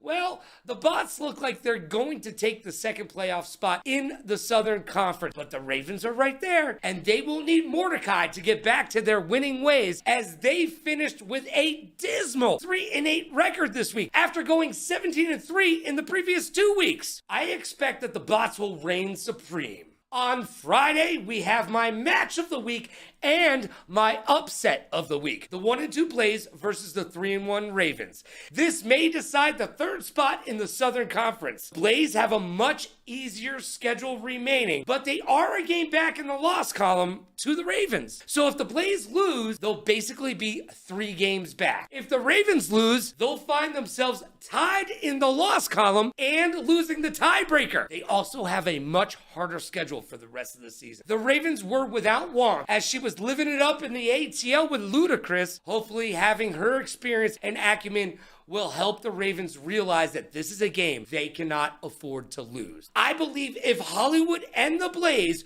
are going to show up this season, it needs to happen this week. This is a must win, and I believe Hollywood will have his team ready to do battle. I think the Blaze will show out and show the Ravens and the league that they are not to be counted out this season. On the Saturday edition of the UEL, we've got the 2-2 Click squaring off against the 0-5 Cyclones. Look, Chicken Tech cherry-picked his team, but the Click will need to lean on their Tier 5 standout and only champion Jekyll to keep this team on track towards a playoff spot. Will the Click choose to sit Carnage once again as he has the worst winning percentage on the team? While the Cyclones continue to struggle, with Bosif saying about the Reapers game, I quote, "We only lost by half their points, which is insane." That is a defeatist attitude for sure. They need to practice shooters, which they are 6-23 on the season, and racing games where they are struggling to find the pavement at 7-16 this year. I believe the Click have what it takes to send the Cyclones back to the drawing board and have them using their tiers to salt their fiery Cheeto. The Click got this one. And on the Sunday edition of the UEL, we find the bottom of the barrel, the 0-3 Wolves, facing off against the #1 team in the South. And they're looking so fresh and so clean at 4-0. As the Wolves have shown some grit, it may be a case of too little, too late, as they still have the Click and the Reapers on their schedule this season. The playoffs do not look likely. And this one should be a straight decimation of the pack to set them back to 0-4, while they ask their mamas, where did it all go wrong? The X-Gods got this one in the bag. And now it's time for 5 questions. I've got questions and hopefully you've got answers. This week, my guest is none other than the 30-20, right now Tier 5 for the Click. His name's Jekyll, but they changed his name this week to Jektel. Hey, how you doing, brother? I'm doing great, Logan. Thank you for having me on. Well, it's my pleasure to have you here. The way that you've been playing, literally, I said, I need to talk to this man because, look, you've got the best record on your team. But let's get to question number 1. Who besides yourself is in the hunt for the MVP this season? Because I see you got to be in the conversation. But who else do you see out there in the MVP search? In the current MVP search, you're going to always have people like, you're going to have Kat, you're going to have Billy. Their names are always going to be in consideration. But a name that I would want to throw out is going to be, honestly, I'm going to throw out Bosif. Bosif has basically been thrust into a Tier 1 position on a rebuilding Cyclones team and has taken charge. He has done everything right. And now the team just needs to follow up and back him up so they can start winning some games. Well, I know Bosif's going to love hearing that. Somewhere at home right now, can you hear that? That's Bosif cheering right right now. Yeah, they name got dropped you. me on technical timeout. He's totally stoked about it. Yeah, sir. All right, question number 2. Casters brought this up. I don't know who doesn't feed these casters, but they're always talking about food. And I have the perfect answer to this question, which, by the way, I think is a pretty lame question.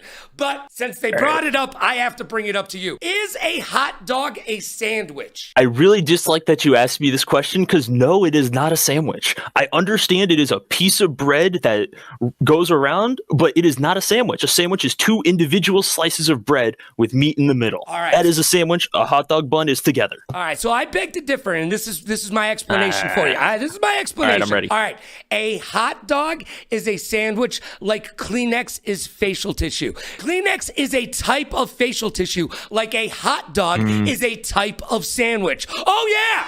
Oh, yeah! Oh, I think I hit that out of the park. Come on. I think that is a good response to it, but I don't think that's enough to convince me just yet.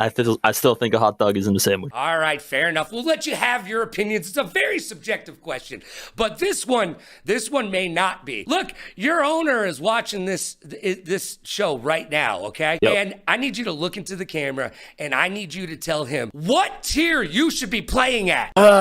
This is a question I do not want to have to answer. And I'm gonna be completely straight with you, Lewis. I love you. The tier I should be playing at is whatever tier gives the team the best chance to win. I'm not gonna be out here saying I should be tier 1, tier 2, whatever it is. It's whatever puts the team in the best position to win. That is where I go. Well, you took a big pay cut so that Chicken Tech could put this team together. You guys aren't having the season that I think you'd like to have, but you, my friend, 30-20, best record on the team. Yes. I'm just saying tier 5 may be a little bit too far in the back of the bus from where I'm sitting. I've had several people come up and tell me that. I'm sitting here completely fine with it right now. I'm still working my way through college, and I'm helping the team win by taking that pay cut. I'm okay with it. All right. Question number 4. Now, you said you are still in college currently. What are the skills that you have learned from being a pro gamer in the UEL that has transferred over to your scholastic studies? Honestly, being able to process information on the fly, being able to, so I'm a history major, being able to read a primary source document and able to digest and understand portions of it and then be able to regurgitation from understanding information has translated well from video games to the classroom.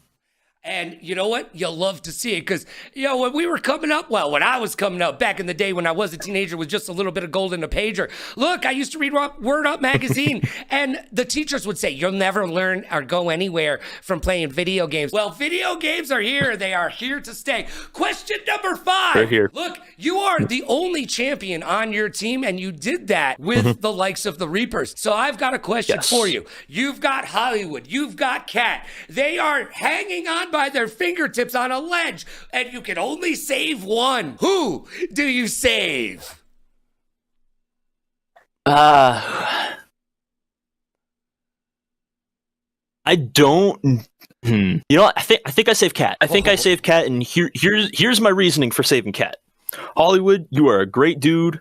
Love you to death. But I save Cat because, one, he has more life ahead of him doing stuff for the UEL, doing things, being that ambassador. And Hollywood's probably going to be able to hold on longer than Cat. So I can pull Cat up and maybe someone else can grab Hollywood before he falls.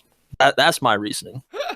Well, I'm going to see both of them in just a little bit because they are in town with Titus. And I will let them know which of them you want to save and which of them you will let fall to their death.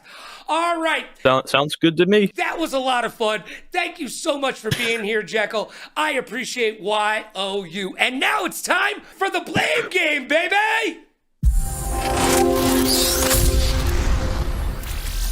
You ask for it, and ask and you shall receive. Each and every single week, we pick a player from the league or a GM or an owner and make them blame somebody. Well, this week we're going to do it a little bit different because I've got a different type of player on the show. It is none other than the greatest player in the UEL. Trust me, he'll tell you in just a second.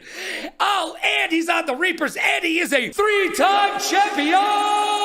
Ricky Rock'em Sock'em Robots, welcome to the show. Thanks for having me.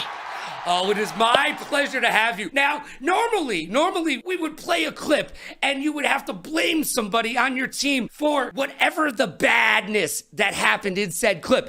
But this week, Ricky, no. Nothing bad about you. The first player in the UEL to go 50-10. Show me that success. Ricky Rockham, he won the finals of this game. He's been in high pressure situations. That's why he can wear a smile on his face, because at the end of the day, if you talk to Ricky, I guarantee you, if you ask him, he will give you a statement. Oh, Ricky, you're so fun. You blow my mind. Hey, Ricky.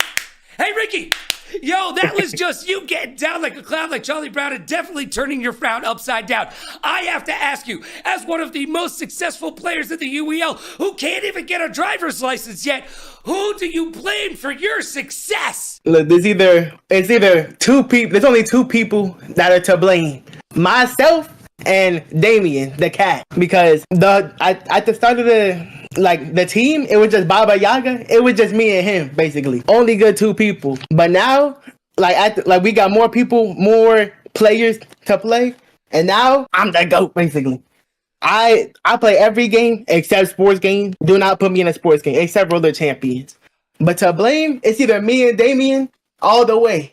No one else is doing Jack Dilly. All right, so you're going to say that the Damien, a.k.a. the cat, he really helped you in this league get to where you are? Yes, because he built the team up basically by himself. He's one of the best, probably is the best coach in the league, and he's also one of my best friends. Aw, that's awesome. Yo, the Reapers have such a tight-knit community. I almost feel like you're the reason that there are no trades, because we all know we're going back into free agency at the end of the season, and I think people aren't trading because they want to build a team and a community like the Reapers, and they are trying to take what that gold standard that you've created for the UEL and parried it. And you know what? I don't know if you can strike gold twice. Can anybody beat the Reapers this year, or is it a four-peat all the way? This season, yeah. Nobody is coming close to beating us. I'm not gonna lie. Since the team switched around, Karma was the only New Moon Eclipse. I don't even know what they are now, but they were the only people who stood a chance against us. Now they're all split apart. No one's winning. It's about to be a wash in the finals. All right, so I'm calling it right now. January 18th, we're going to see the Reapers versus the X-Gods.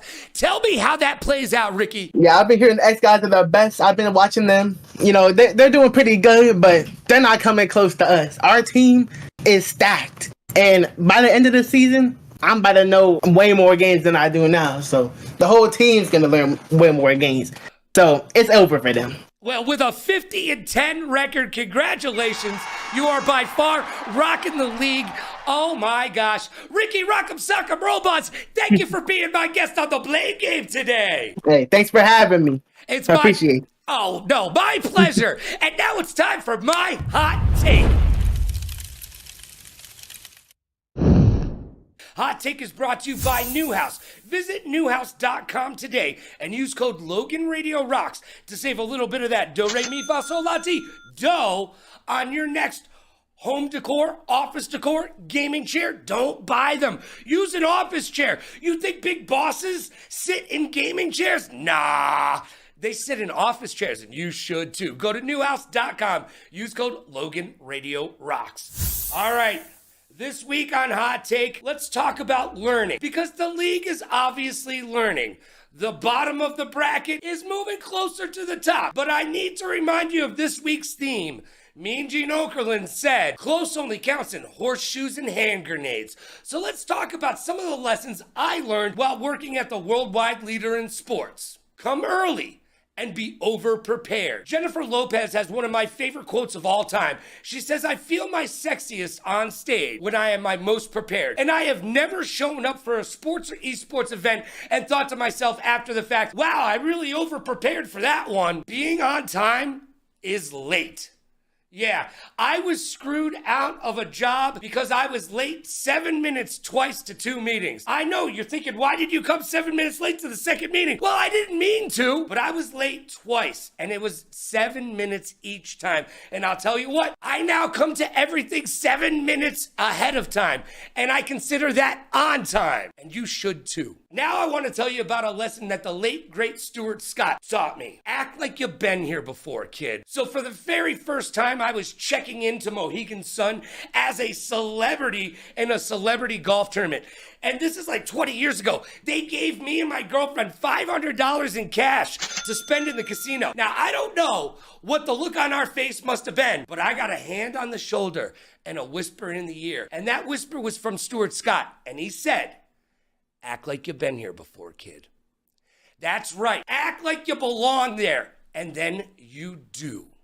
Go all in on yourself, because no one else is going to do it for you. Look, I didn't move 2,700 miles from Connecticut to Las Vegas to say no to opportunity. I say yes to opportunity, and I win. Each and every single time you say yes to something new, you are putting yourself out there. You are becoming a bigger and better person for it, and I believe in you. Never let anybody tell you what you can't do. It is up to you to show them what you can do, because it is about you. This is your movie. It's no one else's. You are the main character, the director, the editor. It's all on you.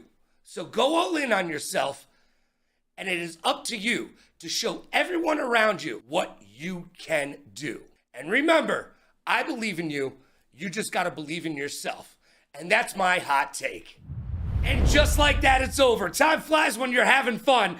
That was quicker than a June bug on a hot tin roof. I have no idea what that means, and neither should you. But thank you for joining us right here on the Ultimate Endgamers YouTube channel. You can catch a new episode each and every single Wednesday night at 6 p.m. Pacific. That is 9 p.m. Atlantic if you're speedy, but Eastern for everybody else. Tomorrow, the race for $1 million continues, and we have a great week of action ahead of us. So get locked in, get strapped in. It's gonna be a bumpy ride as those teams try to rise up from the bottom and take those teams from the top. But the teams at the top, they're like, we are king of the hill, baby. We're gonna knock you down because we don't clown around. I am Logan Summit. This was Technical Timeout. Be good to yourself and be kind to others. Pay it forward, play it forward. Rock like a party star, party like a rock star. Smile strong, laugh loud, and last but not least, please like, follow, and subscribe so you'll know when we'll be back. Thanks for being here. We'll see you tomorrow for that hot UEL action. Get pumped up.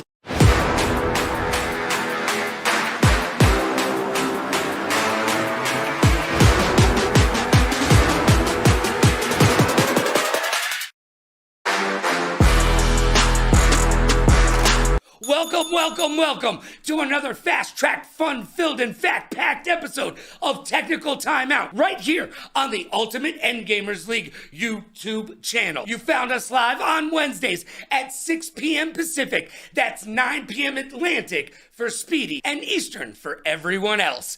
And you can always find us on demand right here. This week, we'll be talking about gambling in the UEL because, quite frankly, I am 25-3 in my predictions this season. And if Wu-Tang Clan ain't nothing to mess with, well then what does that make me? I want to make a little bit of that do, re, mi, fa, sol, la, ti, do. And I know you do too. We'll talk upsets, playoff predictions, and woe is me, some teams still can't figure out the procedural parts of being a team right here in the UEL. But there's two sides to every equation. Whereas some teams and players did horrible, others rose to the top like the cream of the crop. They showed up, showed out, and showed the league what they're all about. So I've got one question for you, and one question only. Are you ready? Because it's time to break forth the rhythm and the rhyme.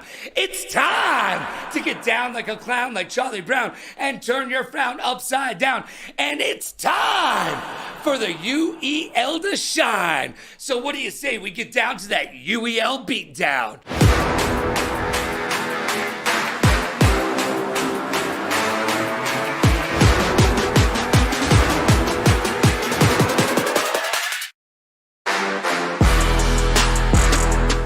I'm Logan Summit, and I believe skateboarding is not a crime.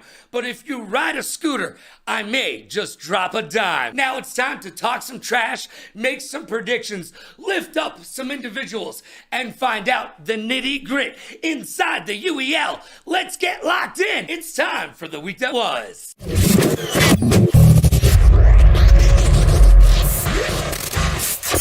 Life moves pretty fast, and if you don't stop and look around, you could miss it. Recently, a Nintendo Switch modder has refused to shut down his website, and the highly litigious Nintendo has chosen to take him to court. Now, most people in their right mind backed down because the last modder who said no to Nintendo lost $2.6 million. Now, Nintendo definitely doesn't need the money, but they do not want you messing with Mario. Now, the really crazy part about this story is that the modder is going to take Nintendo on in court while representing himself. Yeah, that's right. And no, he is not a lawyer. But maybe when he's done with Nintendo, he could go help out Haley the Hawk Tua girl and her lawsuit because she doesn't know what she's doing and neither does her lawyer. Either way, this is going to be exciting to watch. It'll be like Herd versus Depp all over again. Konami has announced a collaboration with FIFA in the esports world. It will include 2 FIFA World Cups, and no, they will not be playing FC 24 or FC 25, the old FIFA staple game. No. They will be playing on Konami eFootball. That's right, the crooks at FIFA were hanging out saying, hey, we still need to make some money. And they're going all in on Konami. And finally, acting superstar and all-around great guy, Keanu Reeves, made his pro racing debut this weekend in the Toyota Grand Prix Cup. This guy goes to weddings for fans he meets in the lobby. He has coffee with fans on the side of the street. He rides a motorcycle. He's John Wick. I'm pretty sure he's Canadian, and he's been in The Matrix. Also, part of one of the greatest bands in the entire universe, Wild Stallions. And now he races cars professionally. Dude, leave some action for the rest of us. And now it's time for the Champ and the Chump. It's time for the best and the worst from the week that was. The Champ and the Chump. Give me those highlights. Champ and the Chump is brought to you by G Fuel. Go to gfuel.com and use code Logan to save yourself up to 50% off all your G Fuel wants and needs. gfuel.com, use code Logan. Save that hard-earned cashish. This week's champ is none other than Blaze owner and Tier 1 Hollywood. Tekken tells the story of why the Blaze won.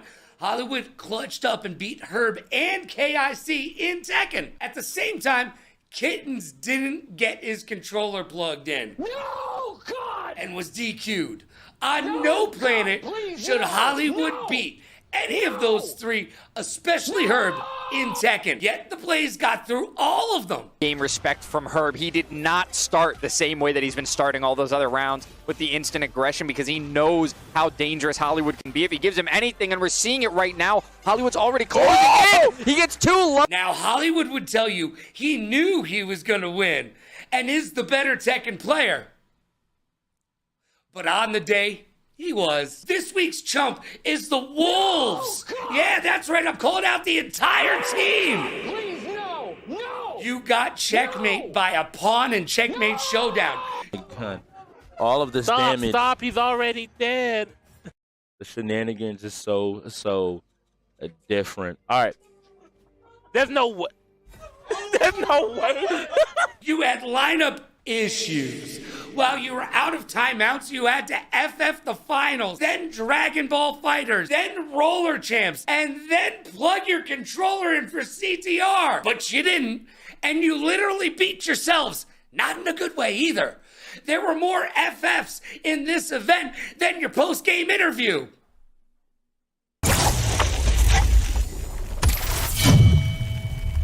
It's time we talk in private, because I have issues. Issues is brought to you by Newer. Visit Newer.com and use code Logan to save 20% off all your content creator needs.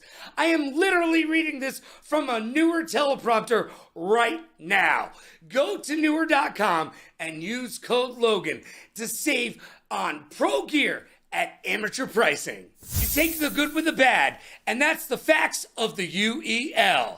The Paladins continue to be awful at shooters. They are now 4-22 on the season. TLG at 16-40 and Imperial at 17-38, still not helping the team. And like other bottom tier teams this week, the Paladins started strong and led 6-3 before completely unraveling and losing 14 straight, looking like Tin Cup on the 18th hole. With the only bright spot being rookie standout King Cryptix making his arena debut for the Paladins and playing well for his team. The Blaze versus the Ravens was a great game with a playoff feel. And it makes sense since it may be a de facto playoff game at the end of the season. Everyone on the Blaze carried their weight and had a winning record, starting to burn bright like the Hollywood sign at night. Vape went 3-11 and Jengus went 6-9, didn't carry their weight for the Ravens. However, Ravens rookie Koza deserves some more credit. They went 11-4 and are now in the 40 club at 40-21 on the season. Another misunderstanding of the rules comes up big. Let's talk about Checkmate Showdown. If a team doesn't play 7 people, nobody gets to control 2 pieces. That's it. No biggie, no diddy. Just make sure someone has a king. Because if not, you're going down with the king like Run DMC. That loss by the Ravens was massive. I had it right. The Blaze had it right. The Ravens did not. The Click finally looked like a top 4 team in the league as they went 7-0 in racing and 4-0 in fighting. Chat was losing their minds over Silver not playing for the Cyclones, especially since Pizza, not quite a man, got the start. Nepotism or a bad decision by the GM? Hollywood said it's the GM's fault, but you be the judge. I don't think Silver would have fixed a 13-game spread, but he was sorely missed. Is it time for Silver to ask for a trade? The Cyclones have played a league-high 12 different players. That doesn't help the lack of chemistry the team has shown all season long. Weeping Jade showed out during Overwatch. Napkin took out KIC and Skullgirls. Garto showed himself to be cooler than the other side of the pillow during Need for Speed and escaped with ease, like watching reruns of Prison Break. Despite his setup and controller issues, Kittens did play well during Apex. Learn to meditate, young man. Woosah, woosah. What about Jade in Die by the Blade? Smoking! By the way, Rookie Sin told the Wolves and the rest of the league, you are not streaming Die by the Blade. Is he right? Chicken Tech and Global did their jobs during Tekken, and we found out if you have chicken in your name, you are the GOAT at Lumina Rush. My runner-up this week for Champ has to be Jekyll and the Click for that last-second win in Roller Champs. Boy, that was bad. Flip that coin, and we could chump a player on the Cyclones for putting their controller down and allowing that 3-pointer in the final seconds. Don't put your controller down early. What did you learn? Jekyll at 42-22, Mr. OG at 41-24, and Chicken Tech at 40-20 joined the 40-40 club. Even though the Wolves were FFing around this week, we did learn they got shooters. But that's all they got. Might need to get 2 turntables and a microphone and start working on your DJ set. The Ravens desperately need to win a fighter. Please. Everyone was kung fu fighting except for you guys. Get your Jackie Chan on and grab a win. Question. Is the league turning towards a 6-player meta? Signs point to yes. Now let's talk some trash. This week, Strix said the Ravens are the best Tekken team in the entire league. So what happened? The Blaze showed that they are selfish in their gameplay during sports. They need to learn one very important thing. Pass the ball, the puck, or the buck. But make a pass, for the love of God. Gartel told the Ravens, you are a one-half team. He's not wrong. The Ravens need to do something. And what?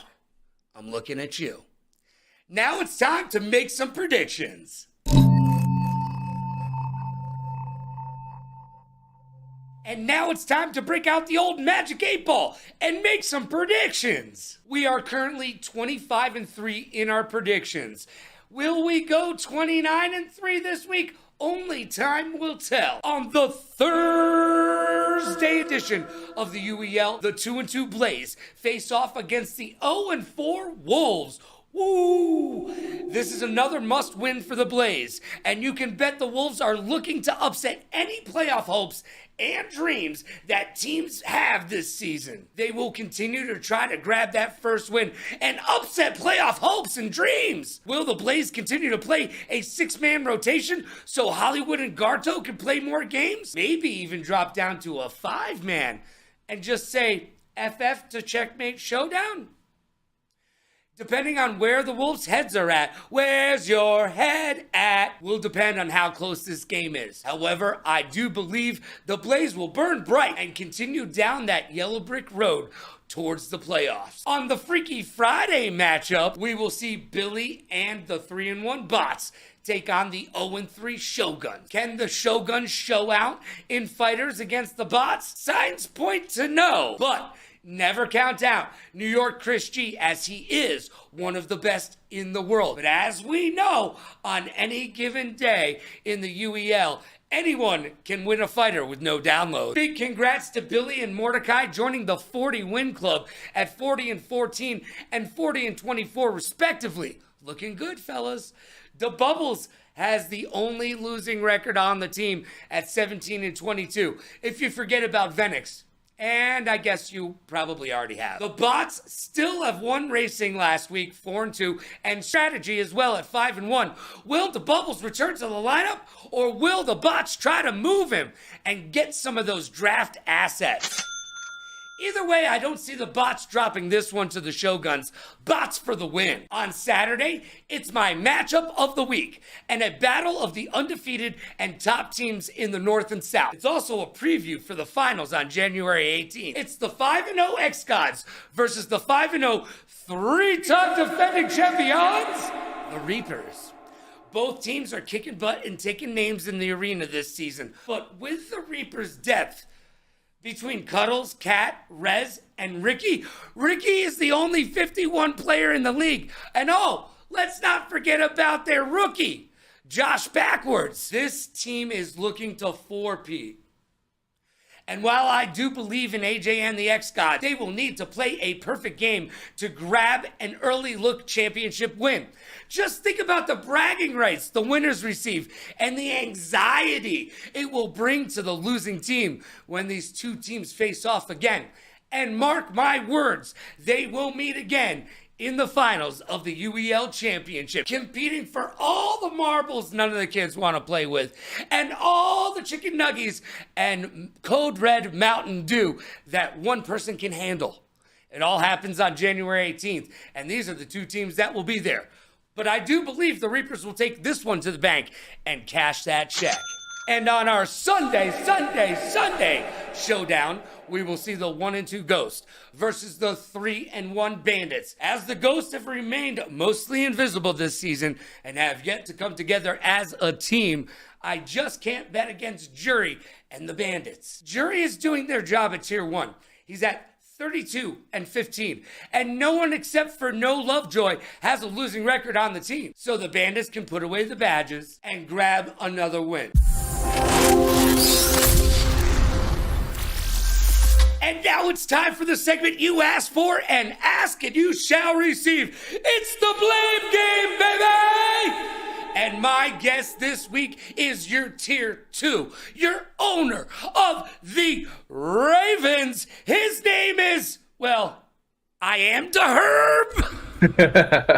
Yeah, I am Herb. Thank you so much for having me, Logan. I really appreciate it, man. It's the Tier 2 owner of the Ravens. I am Herb, formerly known as Pastor Herb, but we won't get too much into that today.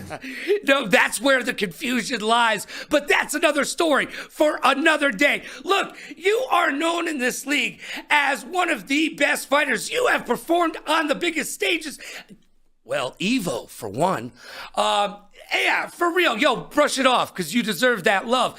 However, the UEL isn't about individual play. It's about team play.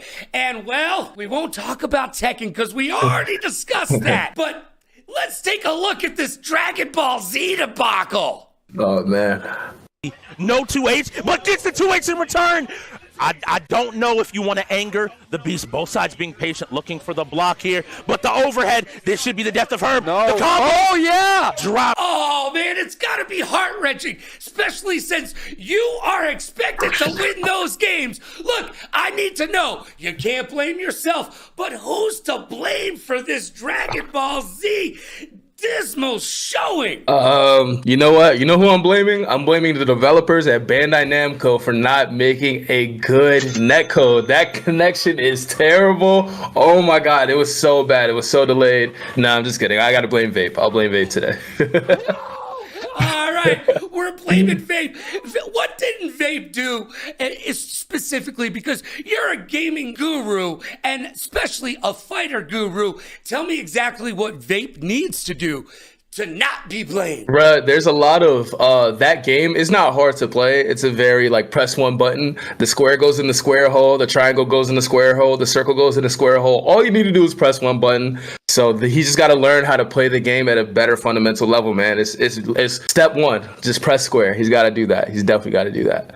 All right. Well, they say one of the great things about having young talent on a team is you just tell them, press this button when they do this. So I need you, Vape, to put it down, clear the smoke from around you, and understand that if you just listen to the team leaders, they may actually know something that you don't, and you won't be to blame. Yo, I just gotta say thank you so much to my main man Herb for coming by and saying hi. And you know what?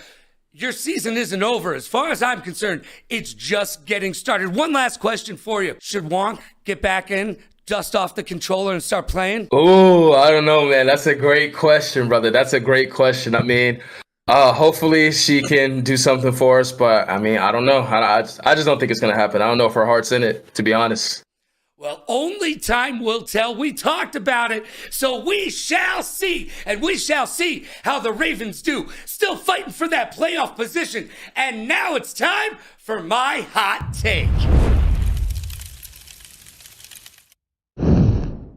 You've been listening to my opinion all show long, and it's not over yet, because it's time for my hot take. All right, this week, Titus, our very own Steve Jobs, but he's much nicer to his family and his employees, was in town with the likes of Hollywood, the Cat, and Doc. And they were here for a myriad of different reasons, but one of the reasons was gambling. That's right, GTE Conference was here in Vegas, and it's a gaming conference. Not gaming like COD or the UEL, but gaming like spin and make that money, money, money, money, money! Yes. And that's what we need right here in the UEL. If I haven't mentioned it previously, I'm 25-3 in my predictions this season and could use a little bit of that extra do, re, mi, fa, sol, la, ti, do. Now you know that, but what you don't know is during the CDL COD Champs, I only got one pick wrong. And by the way, remember when I told you that the CDL was disbanding after this year and Saudi Arabia would be there to pick up the pieces? Guess what they did this week? They fired their entire production staff. But that's okay, because UEL will become the new CDL. Because we're going to be bigger and better. Not one game, but 33 games. And that's why we need betting in the UEL. There's so many great bets to be made. Forget about the head-on-head. Who's going to win here? Who's going to win there? The side bets galore are just absolutely amazing. What game will the wheel hit next? Who will be the first to FF? These are great side bets. And they make betting in the UEL that much more obtainable and exciting. Look, it's really hard to bet right now on esports. In America, DraftKings and FanDuel, you can bet on the CDL. But that's it. Now, internationally, you can bet on Dota 2 and League of Legends. But those are international app-based, well, you put your faith in it. I need a centralized betting industry top executive to come on into the UEL and say, we're here. Now let's make it happen. I talked to a couple 24-hour betting networks and asked them, what do you do with esports? And they said, nothing. And I said, why? And they said, We haven't thought about it yet. And I said, that's no true. You're liar, liar, pants on fire. You've thought about it. You just don't have anybody over here who can handle the heat. So get out the kitchen. Move out the way. Because I'm here, and I'm 25-3 in my predictions, and I want to talk about esports betting. More importantly, I want to talk about betting in the UEL. Titus, let's make it happen, because I know those of us who are of age want to get involved in a little bit of gambling and have it be part of our favorite sport and our favorite league, the UEL. And that's my hot take. And just like Tory Lanez in an 87 Stingray, I'm on my way. Yeah, just like that, it's over. But have no fear, because we will be back next week right here on the Ultimate Endgamers League YouTube channel. Every single Wednesday, 6 p.m. Pacific, that's 9 p.m. Atlantic or Eastern, depending on what your style is. And of course, you can always watch all of the previous episodes on demand. Get buckled up, because the race for $1 million continues mañana. And we've got some great matches ahead of us. And some hot UEL action to be decided inside the arena. Get here early and get locked in, because it's going to be a good time. And I can guarantee you'll smile like a puppy seeing snow for the first time. Also, we'll find out, do I go 4-0 once again? Will we bring the record to 29-3 on the season? Only time will tell. So be good to yourself and be kind to others. Pay it forward, play it forward. Rock like a party star, party like a rock star. Smile strong, laugh loud, and last but not least, please like, follow, and subscribe so you'll know when I'll be live. I'm Logan Summit. Thank you for joining us. We'll see you next time on Technical Timeout, right here on the Ultimate Endgamers League YouTube channel.